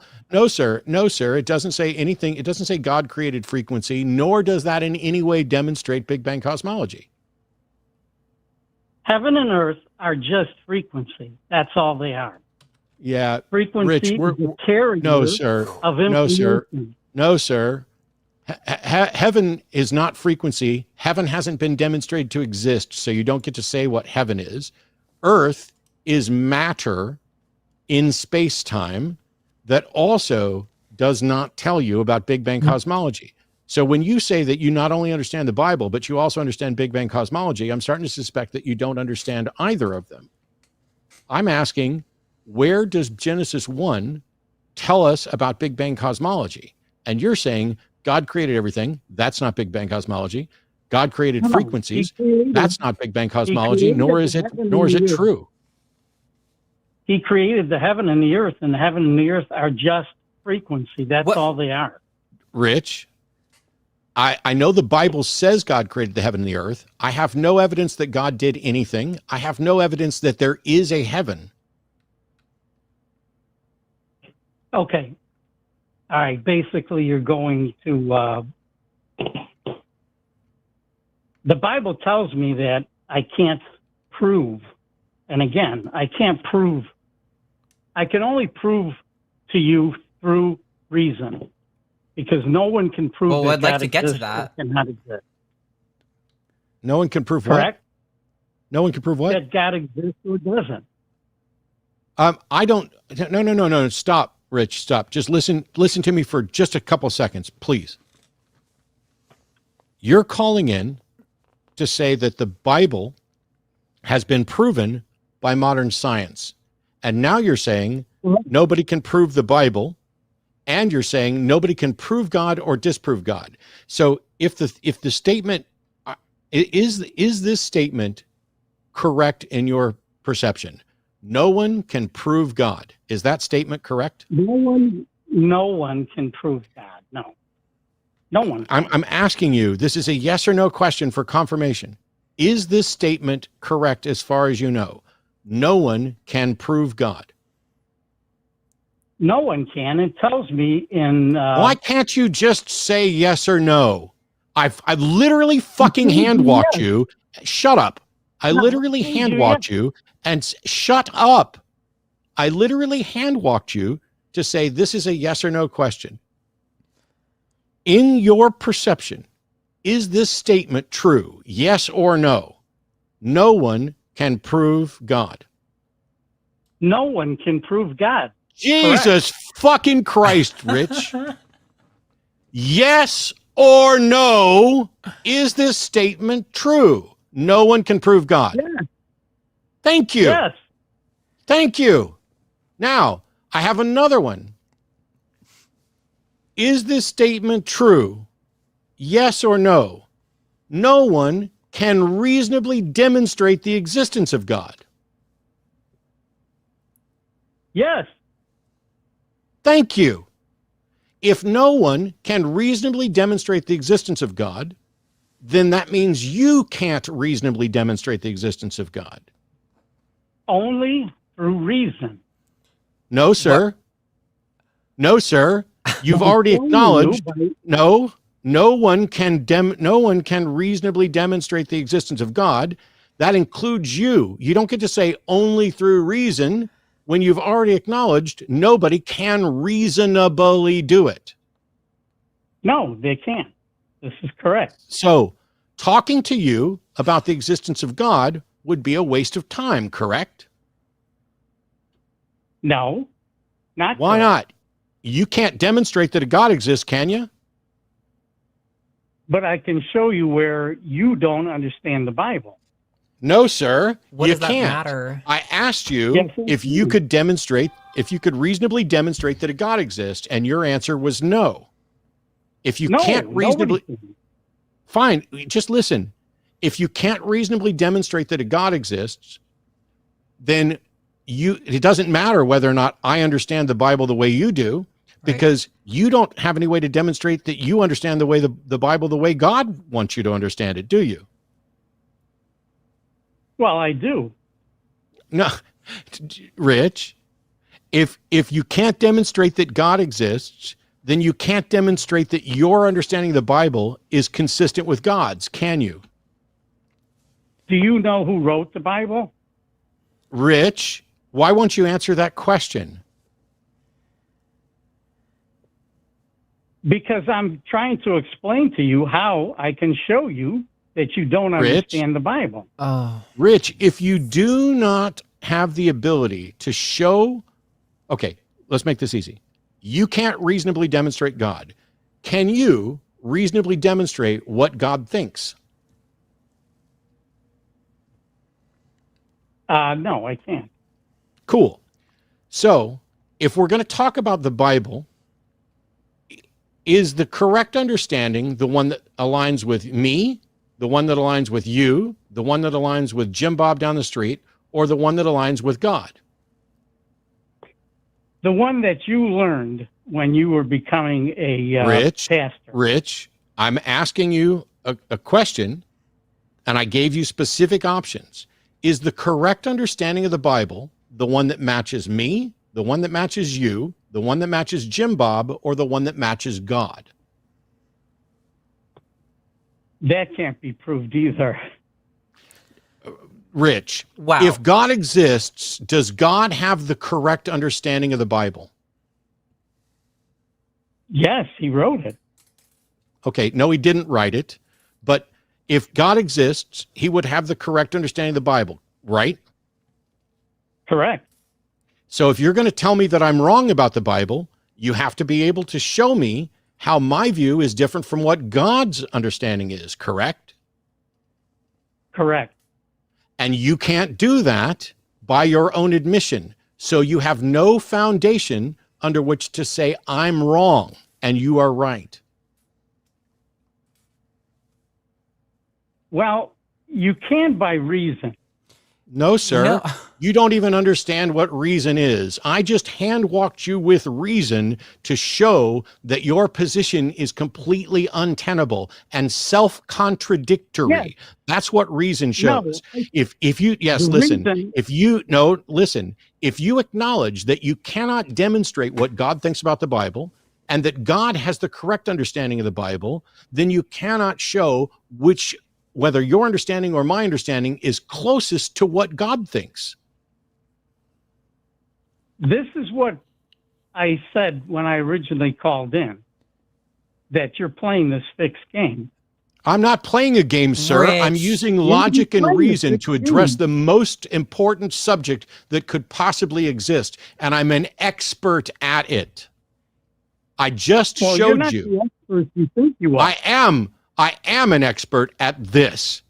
I am an expert in exposing logically flawed thinking in people. Because if you say you can't know and you can't show what God thinks, and God is the one that is right about this question, then you can't say whether you're more right or I'm more right or somebody else is more right. It's just impossible. For you to claim to do this, you are claiming that you have found a way to do the impossible.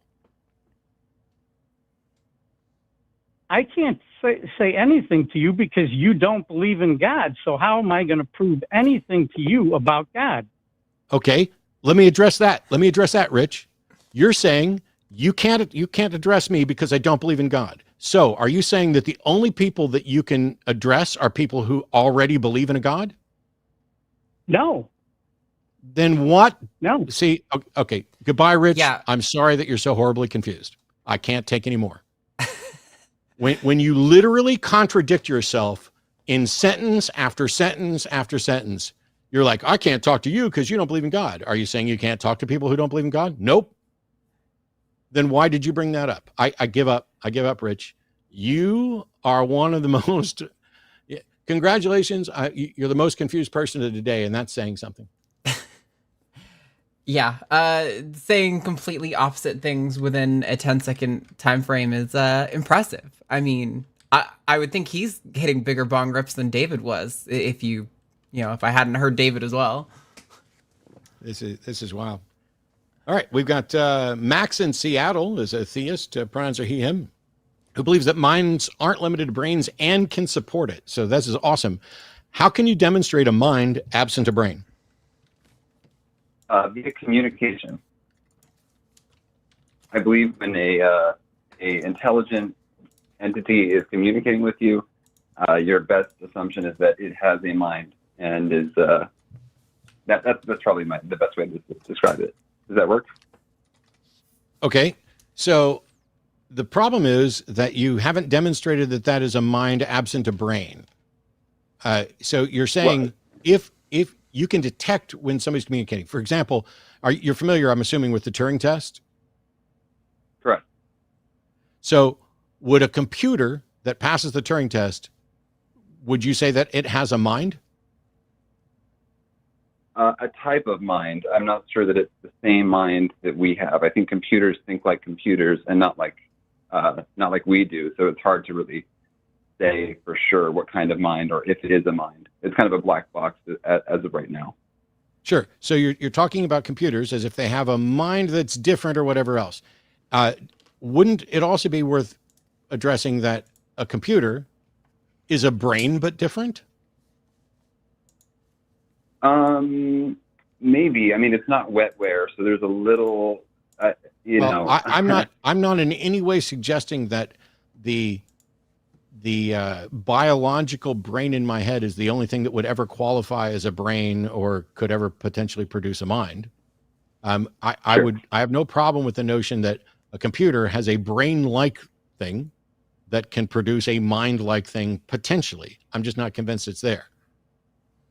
Sure. I think so. I know that this is a call-in show about theism, so let me give you a definition for the God that I have, and maybe that can get us closer to where I'm trying to go with this. Cool. So for me, my definition of God is a feeling, sometimes described as being in the spirit. That's basically as far as I'll go with it. If God is a feeling that we are able to have, it is distinct from emotion. I think ecstasy is probably a good way to define it, but emotions are involved in it, but it's not limited to just emotion, right? So Max, you're not talking about a God that exists as a thinking agent separate from humans?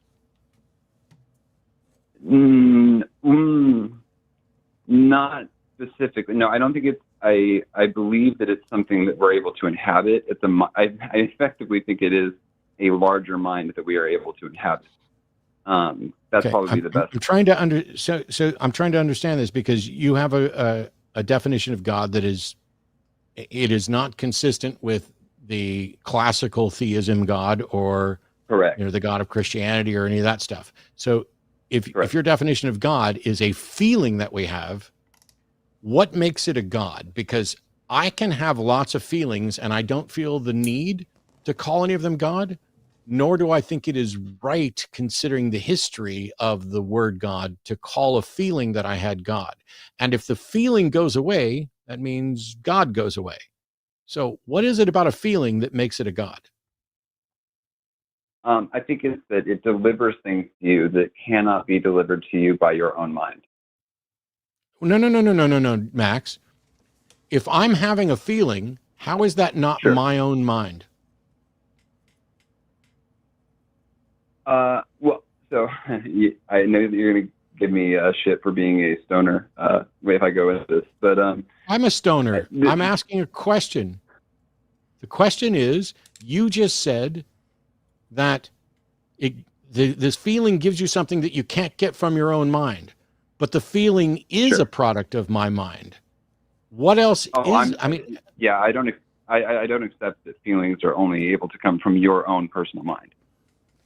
So you think that I have feelings that come from not my mind? Correct.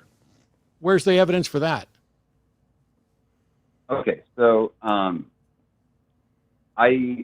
this is why I said you're calling me a stoner. I believe that plants have minds, and that minds are not limited to brains. John, Max, Max. Sure. I don't see the need. I don't understand why we would need to go into whether or not plants have a mind, because the question I had was, you think that I have feelings that aren't coming from my mind, and I want to know, where are they coming from and how do you know? Oh, I don't think you are, because unless Max, are you suggesting that the feelings that I'm having come from plants? Yes, I believe that the mind of the plant is able to communicate with you through feeling, emotion, visual, and pretty much any sense that you have. It can communicate with you through. Okay, but isn't that just another claim and not evidence? Sorry, I didn't quite hear you, Arden. I was saying, isn't that just another claim, though, and not actually like evidence for what you're putting forward? Well, I think if you actually do interact with the plant and it communicates with you, that's when you know. But I have lots of plants. I'm surrounded by plants. No plants ever communicated with me. Right. So when you ingest certain plants, I believe that they present themselves to you. They open up that you can verify through the communication with that plant. That's communicating with you via your nervous system and via chemicals. That those are actually communications that verify the mind of the plant. So I don't really... It doesn't communicate the same way that we do, but it does communicate. I don't see how that's a communication, though, because when I smoke weed and I get high, what's happening is that THC binds with receptors in my brain, doing what the neurochemicals that are naturally in my brain also can do and produce, just on a level that they can't do on their own. So it's not communication in any... I would need something more to see that as communication rather than chemically altering my brain state. Not only that, Max, but when I ingest a plant, it's dead. Are you suggesting that dead plants can communicate with me? Yes, I do believe that. So because they're not... Can dead people communicate with me, or just dead plants?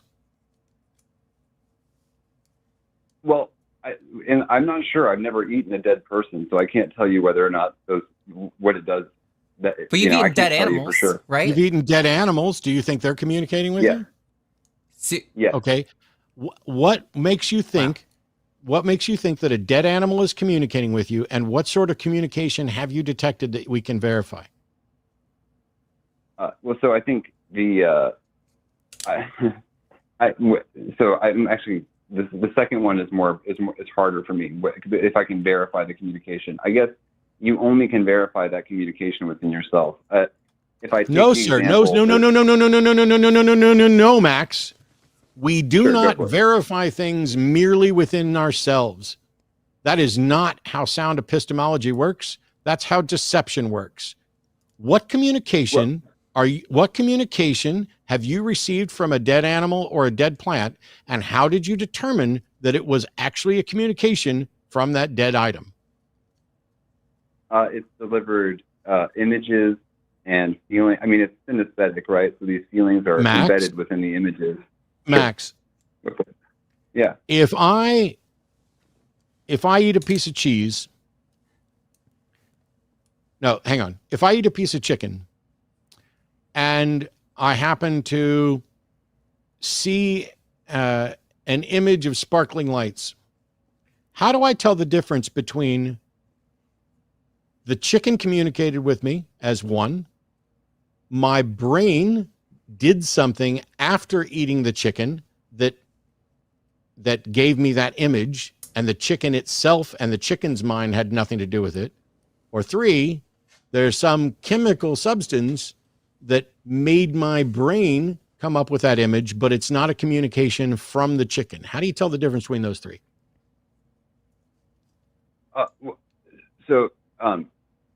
Look, I'm not trying to deflect from your question at all. And yet you are. Maybe the best. Well, I'm not actually. I'm going to address it, but I don't think I can give you a straight. It's one of. I can't answer is it A, B, or C, because I along with not believing that minds are limited to brains, I also don't believe that communication is limited. Max, here's the thing: you don't listen. Not only did I not ask you to tell me whether it's A, B, or C, all I asked you was, how can you tell the difference between those? Because if you can't tell the difference between those, then you're admitting you have no reason to think that the fucking chicken is communicating with you. Yeah. How would I determine that? I guess the best way for me to determine that is, does it produce things that I cannot produce myself? That would be the How best do you way. know what you can or can't produce yourself? If I, based on whether or not it's something that I have ever seen or will ever see. Oh, I so guess anytime you see something new, you presume that it's not something you could have come up with, but it's a dead chicken or dead animal talking to you? Well, it's certainly it's something that I haven't come up with, and so I know it's not being generated by me. Have you ever had an original thought ever that you don't think came from a dead plant or animal ingestion? No, I don't think so. I think okay, neurotransmitters are. I prefer to generated talk to people with original thoughts, but go ahead, Arden. I was just gonna say, you're saying how like you can't demonstrate it, but that's like the most important part of this, right? Like until then, all we have is you saying, well, I don't believe that communication is limited in this way. I don't believe that minds are limited in this way. And that's cool. You're entitled to believe whatever the fuck you want. The whole point of the show is to try to give us compelling reasons to believe in a god or gods. And it seemed like the direction you were going was, well, if a mind doesn't have to be tied to a body, then maybe a god like mind could exist.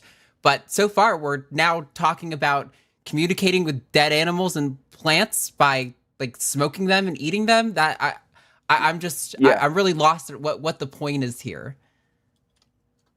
Well, I was trying to get to something, and then Matt would ask me a question that would take me in a different direction. I guess basically I just don't believe that language is limited to small mouth noises. See, but I also don't believe Max, this is the same problem. You don't believe, and that's cool. I don't believe. You don't believe, and that's cool. But can you show us that Can you show us evidence of what you're saying? No. Literally just a minute ago, Max, you said you don't think language is limited to small mouth noises. Did either myself or Arden at any point in this entire conversation suggest that language is limited to small mouth noises? No, but Then why the fuck did you say that? Because I was trying to go down a path that I think would have illuminated this. But how can it possibly illuminate this to begin by denying something that neither of us said or implied? Do you think do you think, Max, that I believe language is limited to small mouth noises? No, I don't. Then why the fuck would you ever say that? So the direction I was going to try and go with this is, if you and Arden are in a room alone, for instance, right, and you are communicating with each other, how would anybody else verify that you two are communicating? We could record it. Okay, yeah. I don't know that we have a way to record thoughts per se yet that would make that useful. Why would you need to record thoughts? Because I think the thoughts are coming from an external source, not our own mind. Yes, you think that. We're asked. So let me be really clear here, Max. It says here from the call screener, Max, he, him, Seattle theist. I believe that minds are not limited to brains, and I think I can support it. We're asking you to fucking support it. I no longer give a fuck what you think. So don't tell me what you think. Tell me how you support it. Yeah, I tried to go down 4 different paths, and they've all been cut off. But that's something your call screener added that I didn't add. So I can't really. I thought I could support it if you were willing to go down a certain path with me, but you guys have wanted to not go down that path. So it's not that we haven't wanted to go down the path. We've been begging for you to go down the path, and you have failed to do so. You've brought up irrelevant things like it's smoking plants and eating animals, and somehow that makes it communicating with the dead. That's not supporting your point. Yeah, those dead things communicate with you through chemicals. Chemical communication is a. Let's say you and I are over at a friend's house in a place where recreational marijuana is legal, and you and I smoke the same bowl. Sure. So it came from the same plant. Yeah. Are we going to get the same communication? No. I mean, if I were sitting talking to you in one instance versus another instance, I'm not sure that we would have the same communication either, though. No. This isn't 2 instances. So the plant does the plant want to talk to you? Yeah, I believe it does, yeah. Okay, so the plant has an intended message for you, right? Correct. Can the plant understand us when we talk to it? Seemingly, yes. Okay, so let's put a plant in the room, and you and I will both sit there and we'll both say, please, plant, tell us the important message that you have for us. And we'll do this constantly, and then we'll harvest the plant, light it up. Are we going to get the same message from the plant? Well, no, because in the initial condition, you're communicating with it through language that we understand, like, small mouth noises, writing, whatever. In the second instance, you're communicating with it through a language that it better understands, which is chemical communication. The question, Max, wow. Are you high right now? No. Okay, so you think the plant wants to convey a message to us, correct? Correct. And you think that the plant communicates this message through the chemical process of ingesting the dead plant. And it's acting on your nervous system, yes. And yet, you think that when the plant communicates with us, you and I will get different messages. Why can't the plant give us the same message? Because I can talk to 2,191 people or 2,190 people right now, and I give them all the same message. Oh, I believe it can. I didn't say it couldn't. I just said that. Why is it so if you and I both ingest the plant and we don't consistently get the same message, what does that tell us? Either we weren't, well, it could tell us a number of things. I mean, if we're not asking the same question, if the plant has different intended messages for you than it does for me, there's a whole number of... No, sir. You said the plant has an important message to convey to us. If I have an important message to, if I have an important message to convey to you and Arden, and I'm talking to both of you now, then you guys can't get different messages, right? Well, the language we would use to convey those might be different. But I believe that the meaning would be the same. Max, 5 people sitting in a room smoking a bowl. They all think the plant's talking to them, and they all get different messages. Who's right? All of them. Oh, I'm done. I think it's fascinating that pot plants went through billions of years of evolution, you know, successfully reproducing from every organism from the very first you know, pseudo-organisms deep in the rocks in the earth. They did all of this reproducing, consistently trying to just live another day. And what they wanted the whole time was for someone to grind it up and smoke it so someone could finally communicate with it. Fascinating.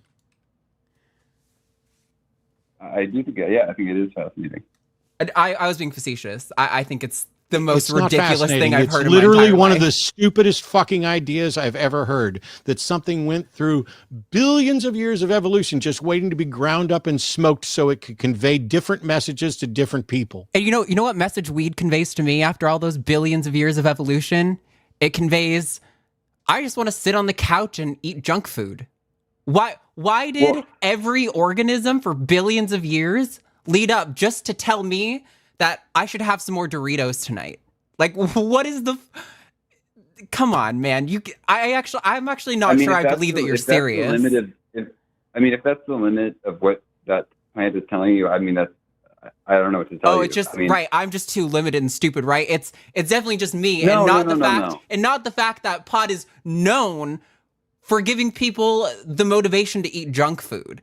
So it's just me. It's just me that I'm limited, that the plant that's all I get out of it. No, I'm not saying that. I think if you ingest more, that wouldn't be the case. I think if you ingested I've smoked so much fucking pot since I was 15 years old, and I'm going to tell you, that's about all it does. That's interesting, yeah. I mean, it's all it's done to everyone I've ever smoked with. You know what's not interesting at all, Max? This call. Goodbye. You are the shallowest bong. Goodbye. I mean, I'll give him credit where credit's due. I've never heard that one before. It's so strange. I can appreciate. See, here's the thing. Before we get to the last couple calls today, let me rewind for a second. Hey, Arden, I have this idea. It's a little weird, so bear with me for just a second. I think that plants communicate. Oh, wait. No, that's not where this started. It started with, I think that minds can exist outside of a brain, and I can demonstrate it. And I'm going to demonstrate it by asserting that I believe plants have a mind, even though they don't have a brain, and that plants communicate with you. So it's a little weird. I know that normally we think of communication as two thinking agents finding a way to convey a message clearly to each other. But plants, they really just need to be dried out, ground up, and ingested, and then they will chemically convey this information to you. But it's going to be a different message to different people at different times. What would you call it if someone conveyed an inconsistent message to different people at different times? I would say that is arguably not communication. Yeah. The purpose, so the reason I asked about the Turing test, how about you don't tell me to move on, Eric? I'll move on well, here, enjoy your time out. The Turing test was something proposed by Alan Turing to be able to tell whether or not an artificial intelligence has reached basically the level of self-awareness or the ability to communicate in such a way. And there are flaws with the Turing test. The Turing test initially, and I know somebody's going to come in and correct stuff. I'm giving a simple overview, and that is that the measure is whether or not you are convinced that you're talking to a human. If you're like in a chat bot and you're chatting up and you're chatting with ChatGPT, the measure was kind of like, can it fool a human? That's no longer the measure. That's no longer a good measure because we are too fucking stupid. And it's really easy to fool a human, especially given what we have now. But yeah, communication is all about conveying an intended message. I get it. Max likes to get high. As long as it's not negatively impacting your life, Max, I bless you. Go forward in a legal sense and enjoy the plants that you think are conveying you messages. But until you can come up with a way to show and demonstrate the difference between a plant conveying a message to you and you just being high and interpreting what your brain does as a message from the plant, you have no argument. Yeah. The sad thing is, if you want to talk about the way plants communicate, I wouldn't really call it communication personally, but plants do respond to their environment in ways that are really interesting, and that it's almost like communication in a way. But I've never heard anyone assert that smoking it is experiencing its mind. You know what I'd anyway, love to do?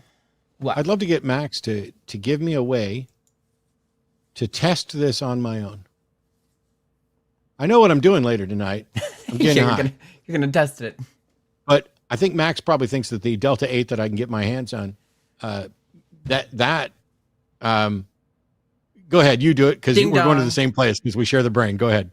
Oh, I don't know. Maybe I was gonna say we should test it tonight, and what we should do is, we're enjoying our legal Delta 8 stuff.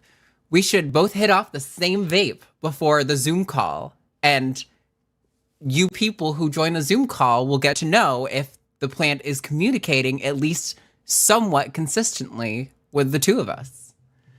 I know last night we enjoyed some Delta 8, and it did not communicate with us the same. I got tired way faster than you did. The plant told me to go the fuck to sleep. Yep. Happens quite a bit. All right, we got a couple calls that we want to get through here. I got another theist call. I'm gonna get to the theist call after this. So, Amory, please hang on. It's just that somebody else has been holding for over an hour, and we reach a point where taking theists first just gets pretty rude. So, Eli in Utah is an atheist. He has a question about interacting with friends and family. So, welcome. You're on the air with Arden. Hey, can you guys hear me all right? Yes, it sounds like you're driving, which is a no-no, but... Oh, I'm aware. Sorry, I got to pick up someone from the airport. Yeah. We can't... Ask your question, and we'll answer it offline, because I don't like talking to people who are driving. Yeah. Okay, I'm also parking in 2 minutes, so I might still be on the line. But anyway, yeah, I got a couple quick questions about... all of my friends and family are still very theist to different degrees, and it's only been the last about year and a half or 2 years that I've been atheist. And so my main question has to do with how can I stress the primacy of evidentiary warrant a little better, because a lot of people have arguments that have to do with finding truth through philosophy or religion, or that there's these other methods that don't or shouldn't require any empirical data. And I feel like I just can't quite articulate exactly why it's so unreasonable until we have some detectability or evidence like that. All right. Yeah, so we will have to let you go, Nate. I'm sorry, or Eli, I'm sorry. We just can't take calls from people who are driving. It is a rule of ours. So wish you the best of luck. We'll answer off air, so listen back to the show. Thanks. Yeah, and call us back in a little while if you need to. But yeah. Okay, go on.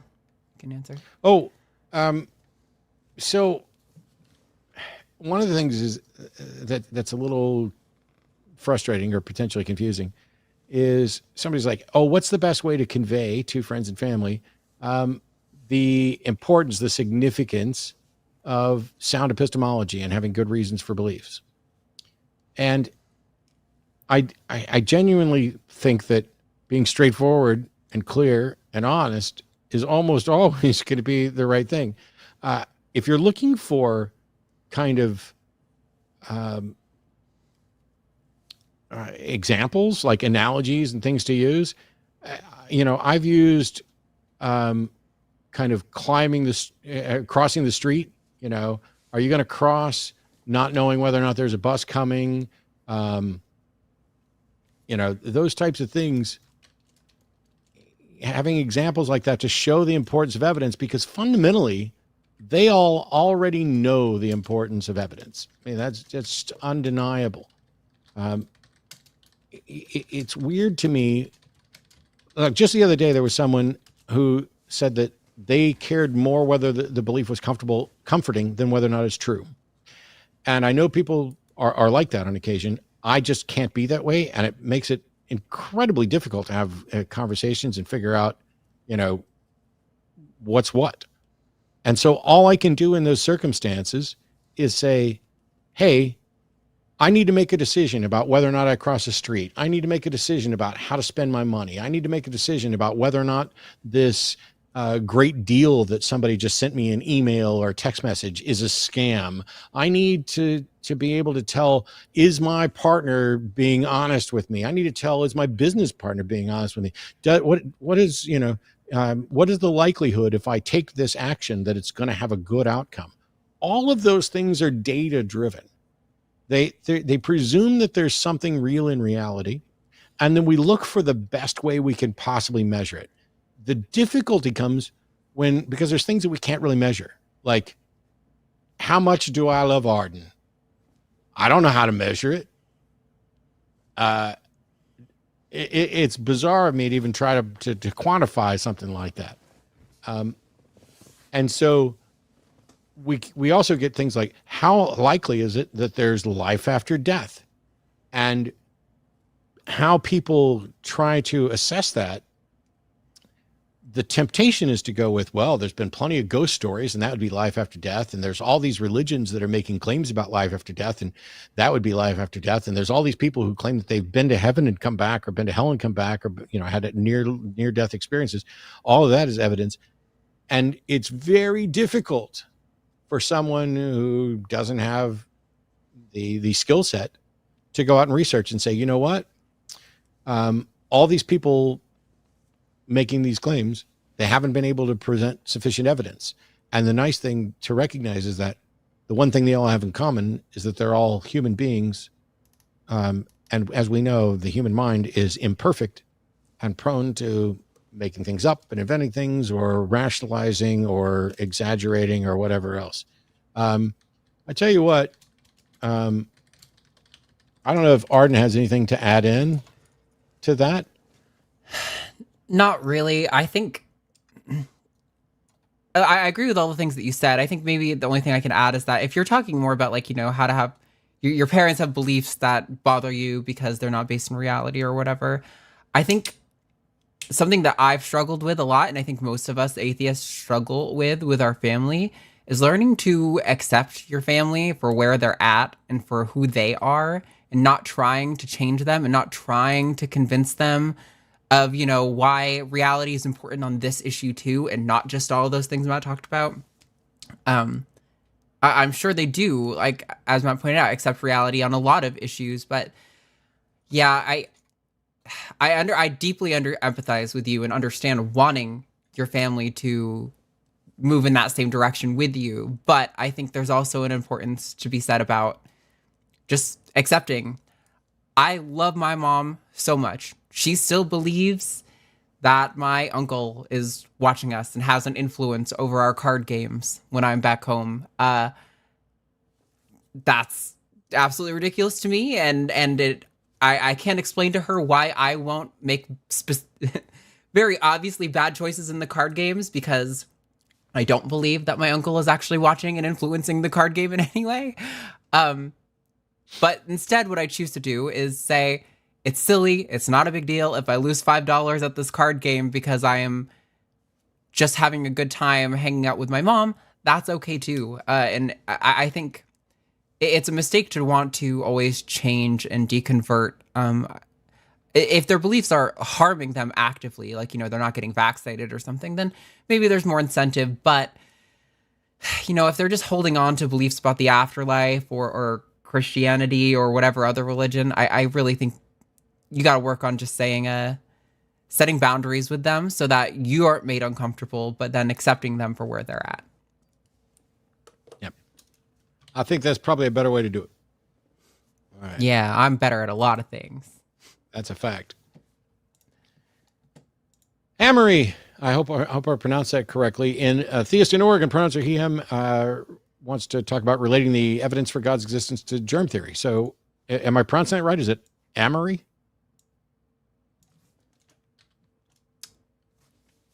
Oh, I'm sorry. My earbuds. There we go. Sorry, I had you muted, Amory, on my end. I apologize. It was to deal with the car sounds of the last caller, so you have to repeat yourself.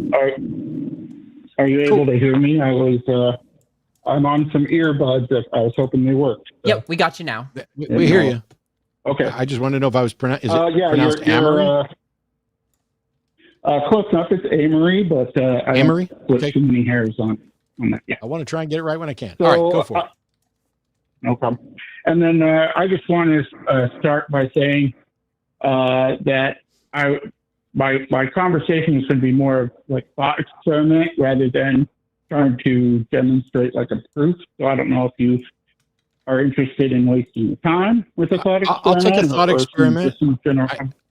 I'd always prefer a syllogism backed by evidence, but I'll take a thought experiment over lots of the garbage that ends up coming in. Okay.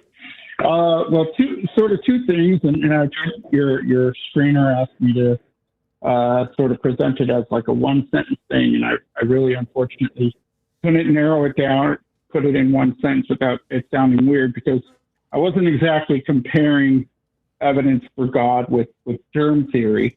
What I was going to talk about is how I relate the idea of germ theory to the idea of, the uncaused first cause or the unmoved first mover and that kind of thing. So hopefully it'll come across as I intended rather than comparing it to actual germ theory from Louis Pasteur, though I was going to bring that up as a sort of a basis for the argument. I'm not following you yet, so let's just get to the thought experiment. Okay. So as it related to germ theory, so obviously, disease and decay was, as it relates to germ theory, was before obviously Louis Pasteur was able to prove it, and before we developed the technology to discover the actual microorganisms that cause it. It was thought of to be spontaneous, right? That the rotting of the meat or the diseases, those things were sort of spontaneously manifested, and it wasn't until like germ theory. Go ahead. Let me jump in for just a second. For anybody who's not aware, up until the end of the 19th century, the prevailing theory was ancient, developed by the Greeks and generally referred to as miasma, where the thing that would cause a disease was tied to the location there. It's entirely possible to look at germ theory and say that, oh, this is just an extension of miasma. So we found the thing but there is no miasma. And so what we had was a model about decay in the place, and you would walk by the place, and that's what would make you sick and things like that. And then we discovered germs. And by the way, this isn't the germ theory of disease isn't the theory for all disease, just diseases that are communicated, that are transferred this way. And so instead of it being about a location or a bad smell or anything else, we've now found the thing that is responsible for it. And it allowed us to know that it's not just tied to the place. The germs can get on me and I can transfer them to other people. And that allows us to understand that humans can be vectors in disease as well. Right. So I'll continue then. So the thoughts that I had were that we're in a sort of a state of understanding today, and definitely in the past, where we don't actually have the sort of the not just the technology or the scientific tools necessary to detect microorganisms, like as it relates to germs, but we don't have the necessary tools to discover the forces at work that of course I'm pulling this all back to, God, or Wait. I think in the past I've heard you. Yes. Amy, I just want to make sure I understand that. You're saying that once upon a time we didn't have the tools to detect microorganisms, but now we do. And you're saying we don't currently have the tools to detect the forces of God? Is that what you said? Sort of. I would say that some people already believe in germs. If we can stay in the sort of the metaphor, I guess, that I'm using here. Well, I'm just trying to figure out what you said, because you said that in something along the lines of, you said that in the same way that once upon a time we didn't have the technology to detect microorganisms, you said we don't have the tools to discover the forces at work, and then I couldn't understand what you said afterwards. You were right. You were right in your interpretation of what I was saying. Okay. So let me hit this real quick, Amory. Before we had the technology to discover germs, anybody who thought there was germs was right by coincidence and had no evidentiary warrant for their belief, and their belief could have also proven out to not be correct. And so if the analogy is that we don't currently have the tools to discover God in the same way that we didn't used to have the tools to discover germs, then everybody who believes in a God is, in that model, completely without evidentiary warrant. So if they're right by happenstance, and it could be the case that they're not correct. So the time to believe something is after there's evidence. The time to believe the germ theory of disease is after we have the ability to detect this and demonstrate the germ theory of disease. If you believe in the germ theory of disease before that, you are irrational. I'm comfortable in accepting your position there. Yeah, you would be believing in something without the proof to substantiate it. Correct. Okay. And so, just for clarity, you are now saying that you acknowledge that you believe in a God that you don't have good reason to believe in. Yes. Okay. So I would say that I don't have sufficient evidence to support the God I believe in. Here's the thing, Amory. How many other gods do you not have sufficient evidence for that you don't believe? Well, that's where the second half of my thoughts were going to take us. I'm all caught up. Go ahead. Go for it. No problem. I was just going to get to sort of wrap up the germ theory part in that, yes, I agree with you that people who believed in germ theory before it was proven true would have been correct coincidentally, but I believe that there could have been people with good reason to believe in germ theory prior to Louis Pasteur proving his in his experiments, right? You can't have it both ways. You're trying to have it both ways. Well, why not? Let me argue why I disagree with that I'm trying to have the cake and eat it too. If somebody, like you brought up the miasma and the locality thing, if somebody were to believe that their friend who passed through the area with the miasma and brought the germs home with them. Yes, they haven't proved germ theory yet, but their friend walked through the area, they brought the germs home with them, and then they got their grandmother sick. And then person X says to themselves, and again, this is they would be correct by coincidence, but the point is they look at that situation and they go, I don't think that the miasma was spontaneous. They have to believe that there's something that the friend who walked through the area picked up and brought home to grandma, right? Amory, so, what you're describing is the formulation of a hypothesis that you then test, and the time to believe it is after the testing has been confirmed. If you believe it prior to that, it doesn't matter that whether or not you turn out to be right, because you could just as easily have turned out to be wrong. Right. So we could be wrong. I'm willing to accept that we could be wrong. Okay. This is the part that I'm trying to get to. You seem comfortable believing in a God that you acknowledge you could be wrong about, that you acknowledge you don't have good evidential warrant to believe. And I'm asking, the question I had was, there are, let's just say, let's not try to count them up. Let's say there's 20 other gods that you don't believe in, and you don't have any more evidence for the one you're convinced of than you do for the ones that you're not convinced of, right? Sure, in theory, yeah. Well, okay. So now you have 21 gods. Because I haven't yet described which gods I disbelieve in. No, sir. That part doesn't matter. I just set up the scenario I just asked is there's 21 gods. You believe in one of them. Do you have more and better evidence for the God that you believe in than the other ones? Well, I didn't say that I only believed in one out of the 21.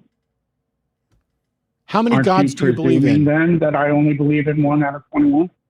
Yes. How many of the 21 gods? How many of the 21 fucking gods that I just invented do you believe in? I would say, and I don't mean to get you upset, but I would say, and you've argued this point in the past about there being thousands of different deities throughout the history of the ages, and they're not all the same, they're not all identical, et cetera, et cetera. But I would say that I believe in a God that has been presented multiple times in many different ways by people misinterpreting it. Even the Christian. Amory. Yes. That sounds to me like you believe in one God that people have represented as several different gods, correct? Yeah, you could put it that way. In simple terms. So now that we're back to you believing in one God, let's say there are 20 other gods that you don't believe in. Do you think there are at least 20 other gods that you don't believe in? I would have to ask what you mean by 20 different other gods that I don't I'm believe going in. to invent 20 gods right now. Gods 1, 2, 3, all the way down through 20. And all 20 of those gods have characteristics that you reject as being an actual function of a god. Are you able to think in the abstract at all? Do you think that I could invent 20 gods that you don't believe in? I absolutely, but I think you're something. Stop. Hold on. You believe in a God. No, you hold the fuck on. You don't tell me to hold on. Hold on. You don't tell me to hold on. But you're not letting me address. You're not. Okay, I'm muting you because you're not telling me to hold on. You believe in one God, and you believe that there are 20 other gods that I could invent right now that you don't believe in. Correct? Am I back on? I just asked you a question, correct? Yes. I didn't know if I was still being muted or not. Yeah, that's what happens when you hear the beep. So you believe in one God, and you believe that there are 20 other gods that I could invent. that I could invent that you don't believe in. So, do you have more and better evidence for the one God than you do for the 20? Well, in a way I do, yes. Okay. In a way. What is the evidence? But again, you're not letting me address it. You're not letting me address the proof. I'm literally asking you the fucking question so that you can address it, you lying piece of shit. You're not letting me address it. Here I'm asking you to address it. No, now you're unmuted. I'm going to address listen to me. Okay. For the God you believe in. Would you listen to me? Shut your pie hole and listen to me, and I will ask you a question, and then you will get to say whatever it is you need to say. For the God that you are convinced exists, what better evidence do you have for that God than for any God you do not believe in? The evidence that I have for the God I believe in, I would only say that it's better than the 21 gods you just told me you invented, because I am aware of your invention of them. Just like if you were Stan Lee and you created a couple, now God rest his soul, love Stan Lee, but if I know that you're Stan Lee and that you just created. Okay, now you're muted. Fine. Let's redo this. I'll give you a different set of 20. Are there 20 gods that you don't believe in, that you don't have evidence that somebody just made them up right now? For example, are there 20 possible gods that you don't believe in, that you do not have direct evidence that somebody invented them as a fiction?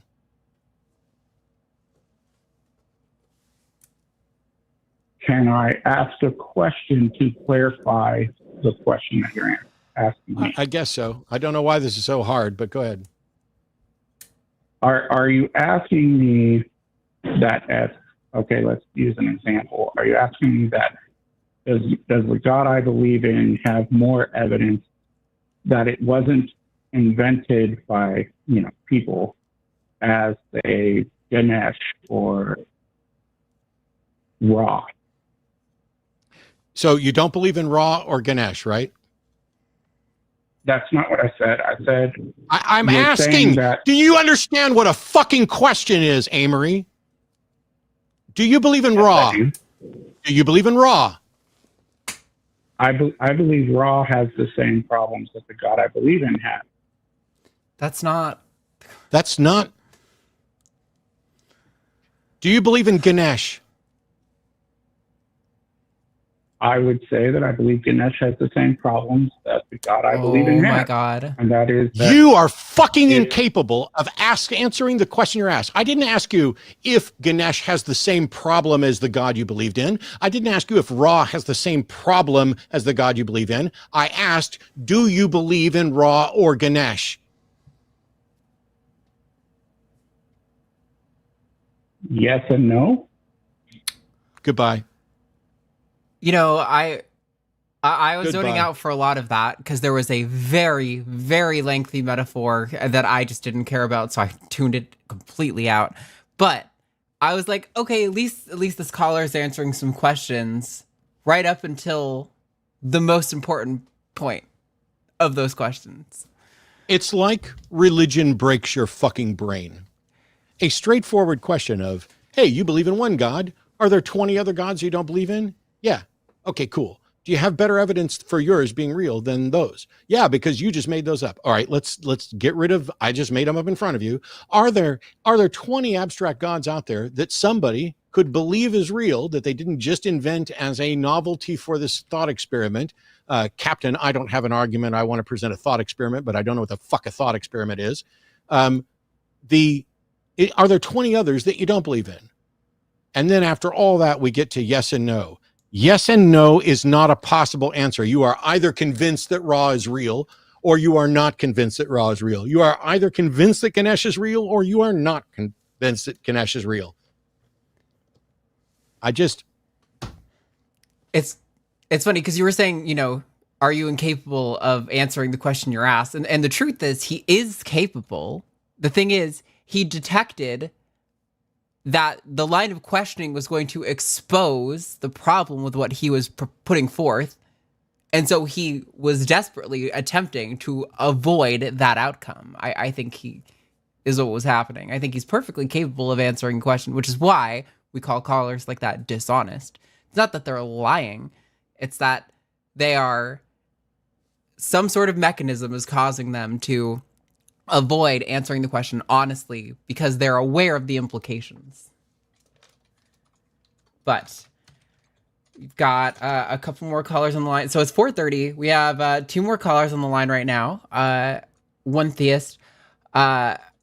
We need more callers.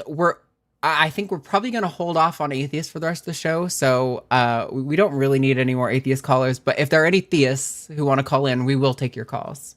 So no, grumpy librarian, the caller did not establish that the gods that I didn't just invent are all the same God. No, that wasn't what was established. Some gods are the same God. This is why I went with an example of ones that hadn't been representative of this. His position was that he thinks there is a God that has been represented in a number of different ways in a number of different cultures, but he did not represent that every possible God or every proposed God or every possible proposed God is the same, which is why I was specifically going for gods that aren't part of that. And then when that didn't work, then he brought up Ra and Ganesh, which strongly implied that he was presenting gods that he didn't believe in. And as it turns out, that's exactly what it was. He did believe and he didn't believe because he thinks yes and no is a viable answer to a yes or no question. We should stop calling them yes and no questions. We should call them yes or no questions. So look, I'm going to take a breath because I need some love. I need some love, and Arden's busy in the other room making this show actually work. And just putting up with me gradually losing my mind to people who refuse to answer a simple, straightforward question. There's a lot of stuff been going on lately, and I unfortunately had to cancel a number of events for the rest of the year. You suppose if I'm going to split that hair, it's not hair splitting, grumpy librarian. It's called fucking logic. It's called being precise. It's not hair splitting. It's the cornerstone of rational thought. Fucking hair splitting. Stay out of it. All right. I had to cancel several events for the rest of the year. One of them was BajaCon. Another one, I really regretted because I was looking forward to it, and it's a friend, and I really wanted to go. And that is Black Non-Believers Cruise. And you guys already know who's coming on. And you heard from her on Wednesday night. Mandisa Thomas is the president and founder of Black Non-Believers. She is currently at DragonCon in Atlanta and has been patiently on hold for an hour listening to some of the stupidest fucking arguments I've ever had to listen to, just so that we could get in here and talk about her birthday fundraiser and how you guys can help Black Non-Believers. Mandisa, thank you so much for your patience. Welcome to the Sunday show. How you doing? I am doing fantastic. You know, it's funny. I was telling Alvin, who is helping at the table here, about the guy who said that God was a feeling. And guess what he says? He says, is it gas? That was hilarious. Oh, yeah. A feeling that's not an emotion. That was really specific. A feeling's not an emotion. Gas is probably a good guess.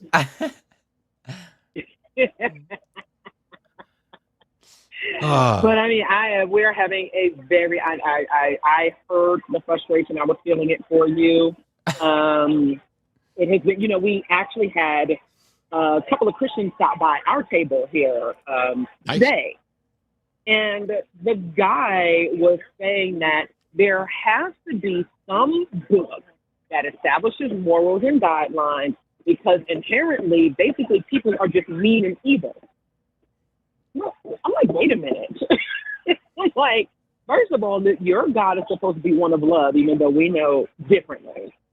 But, it was just interesting that the assumption based on these very, very minute experiences that he had meant that everybody is meant to, everyone is out to hurt everyone else. And so there just needs to be this book that teaches people how not to kill or hurt each other.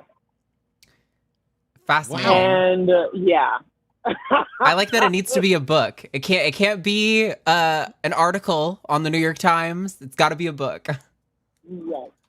There are laws, and there have been bad laws on the book that needed to be changed. I'm sorry if you hear any noise in the background. Of course, as you know, Matt, DragonCon is super busy. So jealous that you're there. And the costumes have been fantastic. It has been fantastic. And I saw your costume. You look great.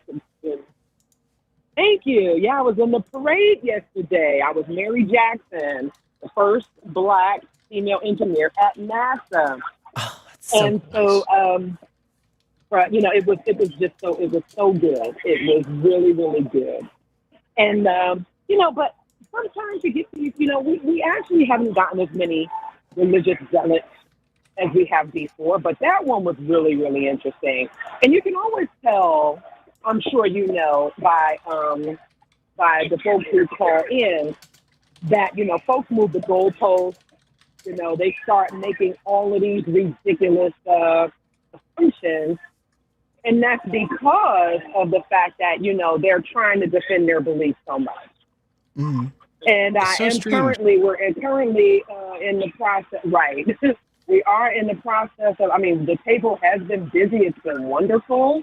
We've had a number of folks stop by, and it has just been really, really great to support, what we've been doing here at DragonCon. And, of course, the Skeptic track is always great. I also had the opportunity to connect with a Black woman who identified as Hindu. She left Christianity.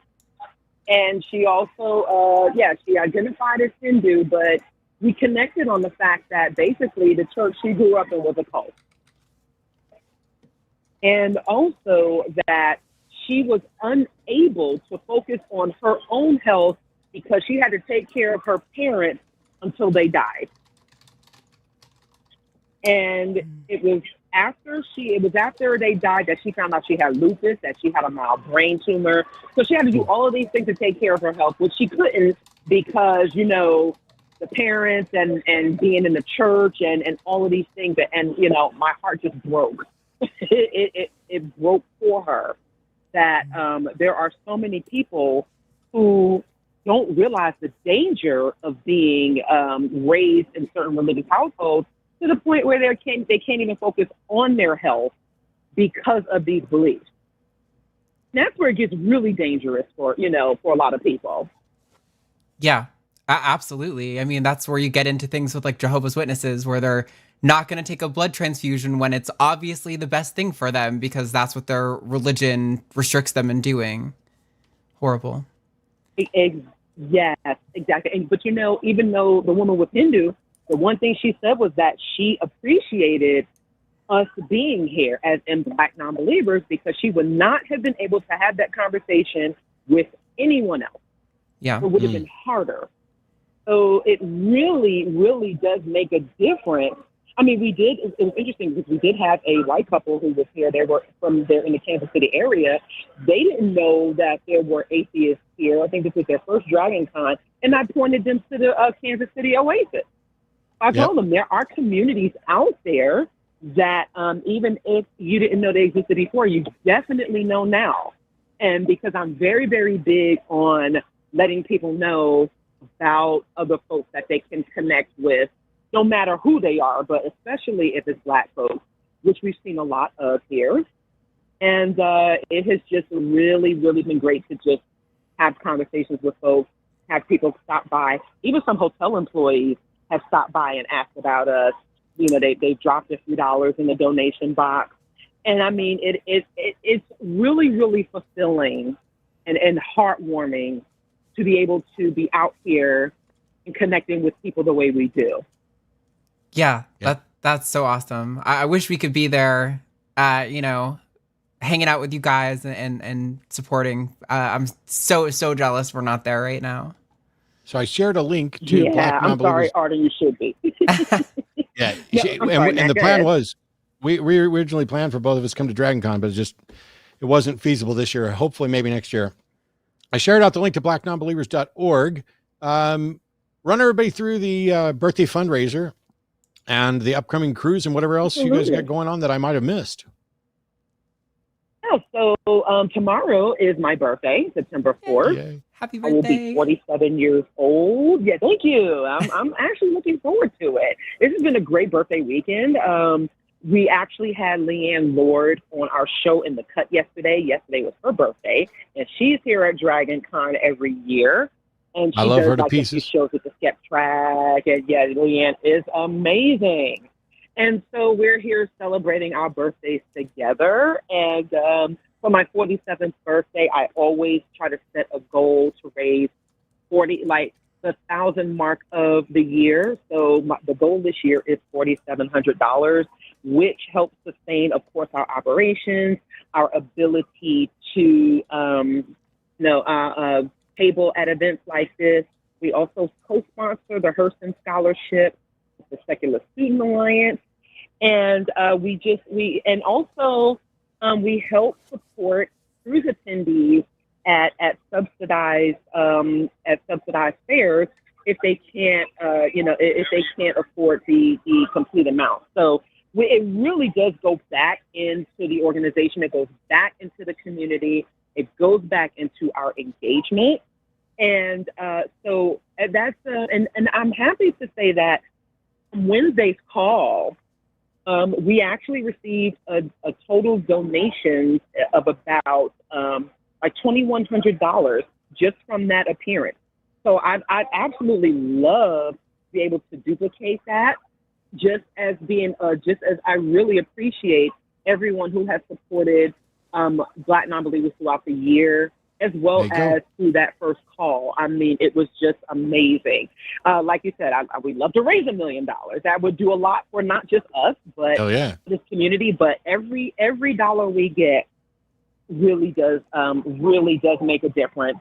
Again, it helps out. The woman who identified as Hindu actually recommended that we connect with the diversity track, because she said everything there was rooted in fantasy and not reality, which I thought was very, very interesting. Coming from, and she acknowledged that she's in a cult. She acknowledges that, the belief was like a comfort system for her. So she wasn't like delusional in any way. But we did ask, I did, when she said that one of her relatives was still like in a cult-like church, I said that has, you have to call into question the sense of what is comfort, especially if that community is harmful. Mm. You have to, we have to ask that question, especially of a lot of people who still firmly hold on to that belief, because clearly some of these callers who call in here are very comforted by that belief, and sometimes they just don't. They think they're doing something to challenge you, but it's not really.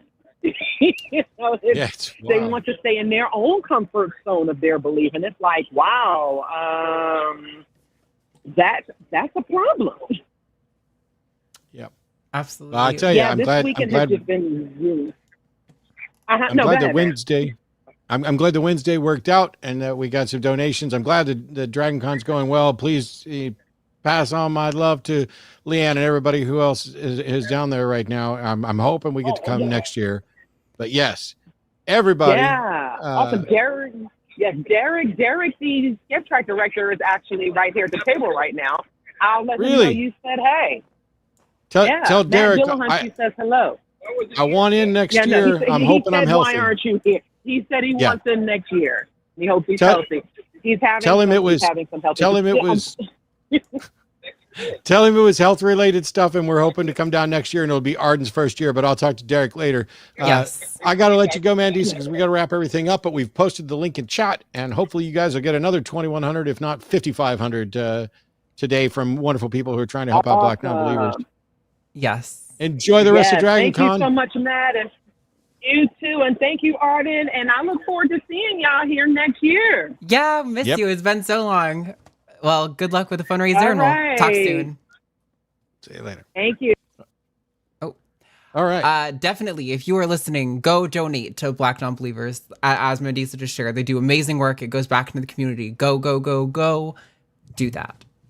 I wonder if there's a way.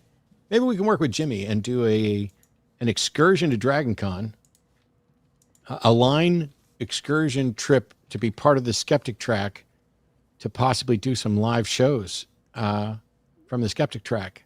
Yeah, that'd be so cool. All right. We have 2 more calls we want to get to before the show's over, because these people have been on hold for a little while, and I like to reward that. And as always, we're taking the theist caller first. Sharon in Indiana, pronouns are she, her, has a question about believing in heaven or hell. Sharon, you're on with Matt and Arden. How are you? Well, hello. How are you? Exhausted, but well, actually. I bet you are after I listened to you. I bet you are exhausted. I just have a question. Mm-hmm. I was baptized at 9. Well, I'm 68 now, but I just don't know what I believe anymore. People get mad at me, say they've disowned me because I don't believe. I used to believe in one God and one God only. I just, I don't know what to believe anymore. I was hoping you'd give me a little insight on things. Well, I think it's perfectly okay to not know what you believe. It'd be better to know what you believe, but to say that I believe in God, but anymore I kind of challenge it because I don't know. I believe that people tell me I'm going to go to hell because I don't believe in it. I don't believe there's a hell. And anymore, I don't know, if there even is a God. I don't know. No, was you ever real religious and had doubts? Yeah. No, I was going to be a preacher. One of the things is if somebody tells you that you're going to hell, you should ask them which hell and how do they know? Because if the issue is, hey, I'd rather not go to hell, which hell should I be working to avoid? And if I don't have any way to tell the difference, one hell, one heaven, and one God. That's what they say, but they all believe in a different heaven and hell and God. Yeah, that's what I feel anymore, But do you believe in one God, or do you believe? What do you think? I don't believe there are any gods, but that's because nobody's ever met the burden of proof to show that there is a God. Human beings run around believing, but that's not enough. I need evidence. And so, should I be a Christian? Should I be a Hindu? Should I be a Muslim? Should I be a Scientologist? Should I be a Jain? There's a number of different religious options. They all have a different view of God. They have different views about the afterlife and different views about ethics here. And since I don't have evidence for any of them, I can't believe any of them. And the best thing for me to do is just to say, I'm not convinced, but if you've got evidence, I'm happy for you to convince me. Yeah, I was raised as a Christian, but I've just got doubts anymore, and I don't know if I'm going to go to hell because I've got doubts. It just kind of scares me now and then, the way religion has got to be nowadays. Well, let me ask you this, Sharon. If you're worried that you're going to go to hell for not believing, let's imagine that there is a God, and that God is going to send you to hell because you don't believe in him. What has that God done to convince you that you should believe in him? Has he ever spoken to you? No, I've never heard. I don't believe in it, hardly anymore, because I've never seen it. I don't know it. Yeah. Just like I haven't seen the devil. I just, it's just, it kind of mind boggles, me, Yeah. But I know, I heard that you was religious one time, and I thought, well, maybe you'd give me some good insights on things and maybe get my mind straight up a little bit. I think I know if there's a hell, best. I don't want to go to hell, I'd rather not go to hell either, but I don't think there is a hell. And any God that would send me to hell for not being convinced that it's real when it hasn't provided any evidence for it being real is a monster. Yeah. It's like a parent that decides to throw their children into a torture chamber in the basement for not following instructions when they were never given the instructions. Yeah, see, that's the way I'm starting to think. I've never seen anything to really convince me. I was just always told that as a young kid, that don't ever not believe in it because you will go to hell. But I've never seen anything that would convince me. Me neither. And so if you and I can agree that, let's say there's a God, if a parent threw their kids into a torture chamber in the basement for not following their instructions when they didn't actually give their instructions and make it clear those instructions for them, that parent would be a grossly immoral monster. I think we can all agree with that. But yes, definitely. Wouldn't you also agree? Let's say my mom made up a list of things that she wanted me to do, and she specifically handed it to me and told me and said, I'm your mother. Here's the list of things that you're going to do, and you need to go do them now. Now, it's clear that she's my mom. She's given me a list of instructions. If I don't do the things on the list and she decides to tie me up in the basement and cut me with razor blades and broken glass, is she a good mother? No. Is any God who would send anyone to hell forever for disbelief a good God? Well, let me ask: do you possibly believe that there is a good God? Nope. Now, see, that's the way I'm starting to believe. But my family has all turned against me for not. I haven't seen anything that really. My mom passed away, so now I get to kind of feel like I want to feel, Yeah. And I just don't really. I haven't seen anything to really convince me.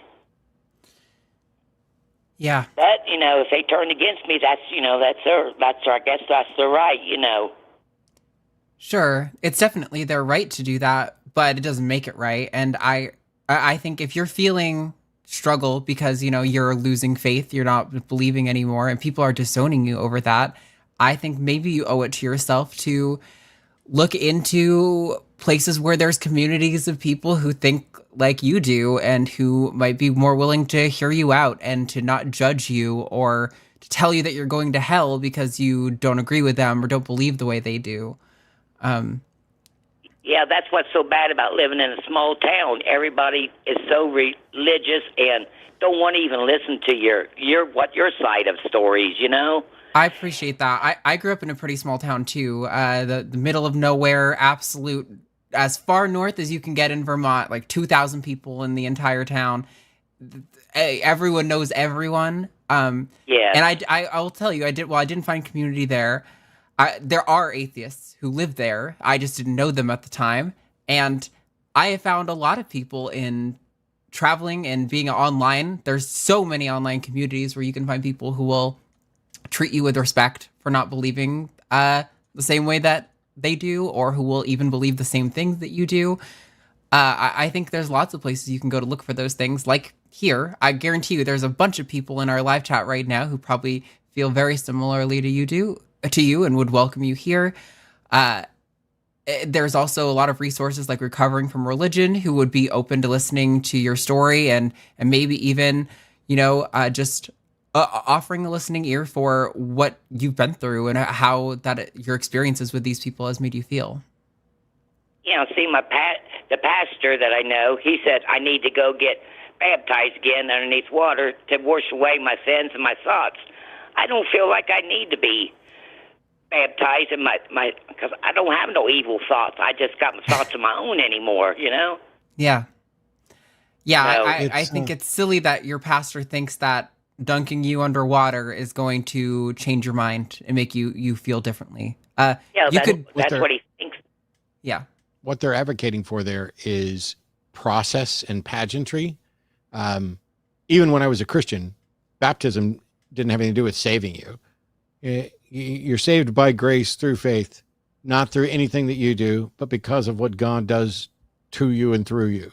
The baptism is a way, generally, I was a Southern Baptist, so the baptism, the voluntarily immersion, is a way of basically joining the church and saying, hey, I'm here, and all this other stuff. It doesn't do anything at all for sins in some of them. Now, I don't know what denomination your preacher is, but when they say you should probably come in and get baptized again, it's because they don't want to say that you weren't actually saved before, and it's because getting you involved in that pageantry and everything else circumvents your logical mind and convinces you that you've done something and accomplished something when you haven't. And so let me just say this to you, Sharon, because I got to get on to one last call beforehand. First of all, check out recoveringfromreligion.org, the website. There's people there you can chat with. That wrote down. Okay. There's people there you can chat with. Also, one of the best things you can do when people start cutting you off because you don't believe the way they do is say, I'm sorry that this has become a stumbling block for us to continue our friendship. But since you believe in God, the best thing you could do is pray that God reveals himself to me in a way that I can understand and appreciate. And if it's part of God's plan, God will do that. And then we'll be on the same page. I really value your friendship, but if me not believing the same thing you do is too much for the friendship, I'm sorry, but until I'm convinced otherwise, that's the way it's got to be. That puts the responsibility back on God's shoulders where it belongs. And if God doesn't demonstrate anything to you, then it's not their fault. It's not your fault. It's God's fault. Yes. Well, thank you for being so nice to me and listening. And it's been nice talking to you both. Thanks, You Sharon. too, Sharon. And call us back and let us know how it goes. I sure will. And have a good day. You as well. Appreciate you. Bye now. You too. Well, that's nice. Right. I only have one call left for this entire show. Are you ready? I've been ready. It's the day I was born. This one's going to be pretty easy, I think. One way or the other is going to be pretty easy. Gene in Texas has a question for me. So welcome, Gene. Yes. Mm-hmm. Well, thank you. And I appreciate you taking my call. And certainly, Arden is welcome to chime in here on this as well, if she's ever heard of this. I was subjected to classes every Wednesday night in the 60s and early 70s as I was growing up. I was raised in a Southern Baptist household called the RAs. Have you ever heard of them? That stands for, is that right? Yeah, Royal Ambassador. Yeah, so you know all about Royal it. Ambassadors. I was an RA. Everybody in our church was an RA. It's like for first through sixth graders type thing. It's like a minute. It's like a Christian. It's a shitty Christian version of Cub Scouts without the fun stuff quite as much. Yeah. Actually, that's how I refer to it. I said it was the Boy Scouts of the Southern Baptist Church, and we actually did go on camping trips and stuff. Yeah, I'm sure we did stuff like that too, and I probably loved it. Let me be completely honest. I barely remember my time in sixth grade and earlier, and I don't remember the RAs other than that I did it and it was church. I probably had a ball. I don't want to make it sound like I never had any fun. I was a Cub Scout. I was an RA. I don't know. Brad's probably in chat. He may remember this stuff better than I do. It's just that my new perspective of it is I have problems with the Cub Scouts and the Boy Scouts. They're a religious organization too that doesn't allow atheists in there. So fuck the Boy Scouts, and they shouldn't be getting government as well. money. But RA is I remember the Royal Ambassadors just a little bit, and I'll make fun of it now, but I probably loved it when I was a kid because you love stuff where you're hanging out with your friends and having fun, and that's why they use it. Right. Now, I admit I didn't love it so much. I tolerated it. It was okay, sort of thing. And then when I got to be a senior in high school, they sort of handed the reins over to me just out of the blue. I was the oldest one in the class, still being required to go by my parents. And I'm like, I'm in charge. I thought, you got to be kidding me. I don't even believe this stuff. I mean, I actually never believed from the age of 5. I had a specific event occurred at just the exact moment that had that moment not occurred, I might be just as indoctrinated as the family. So that consequently, I never believed. And though I had to attend choir and everything else, got baptized in the whole smash. But my whole family, with the possible exception of my sister, is a little bit more broad-minded on this.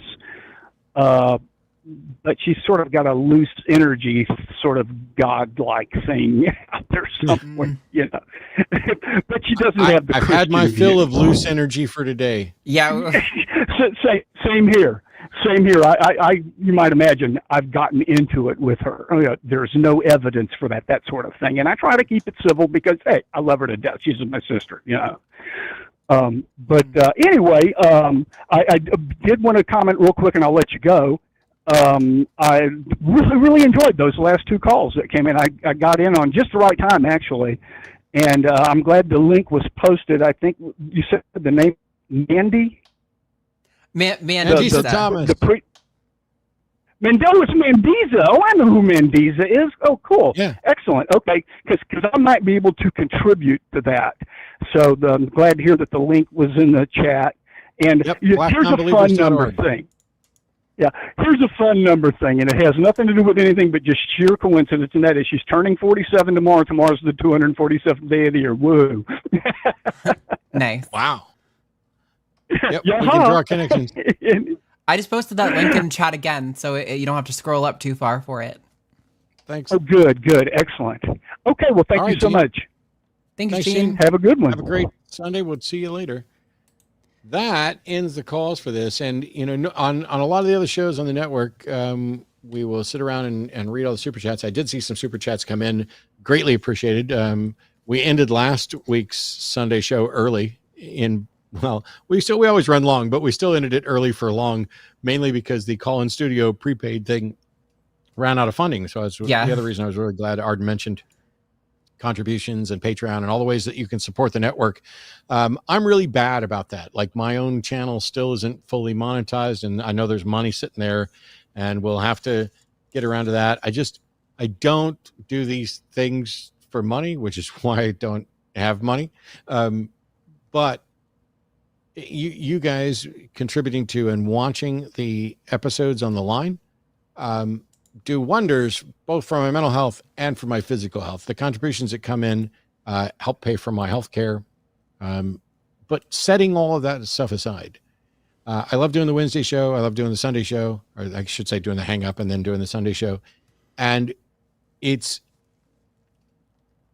even the frustration, even wanting to do multiple head desks in an episode and just trying 15 different ways to get somebody to just answer the question is absolutely exhausting. But here's what I hope we get out of it. If somebody says, "Hey, Matt, do you believe in Ra?" My answer is no. If somebody says, "Do you believe in any God?" my answer is no. The Bible says, "Let your yes be yes and your no be no." It's a good verse. It basically means you should be saying what you mean. If your answer is yes and no, okay, I get it that sometimes it's difficult to say, that maybe there's more to it. I'm not trapping people with a yes or no question. You could say yes, but there's more information if you'd like to hear it. You can do any number of things like that. I hope that what people take away from the difficulty of these conversations is watching how different people address the same topic. Because religions have built-in protective mechanisms. It's how Mandisa can talk to someone who says, "Oh, maybe I'm in a cult, but these other people are in another cult." Or, "We need religion because we are all base creatures who are out to kill each other," which is preposterous. There are people, there are about 4 or 5 people who I actively despise, and I don't wish ill on them. I was here defending Mitch McConnell the other day because the guy is clearly mentally broken. I don't know. I'm not going to try and diagnose it or anything else. I don't wish that on him or anybody else, despite the fact that he's a terrible fucking human being who has done incredible harm to this country, perhaps more harm than any Republican in living memory. But I don't wish that on him. But mostly, the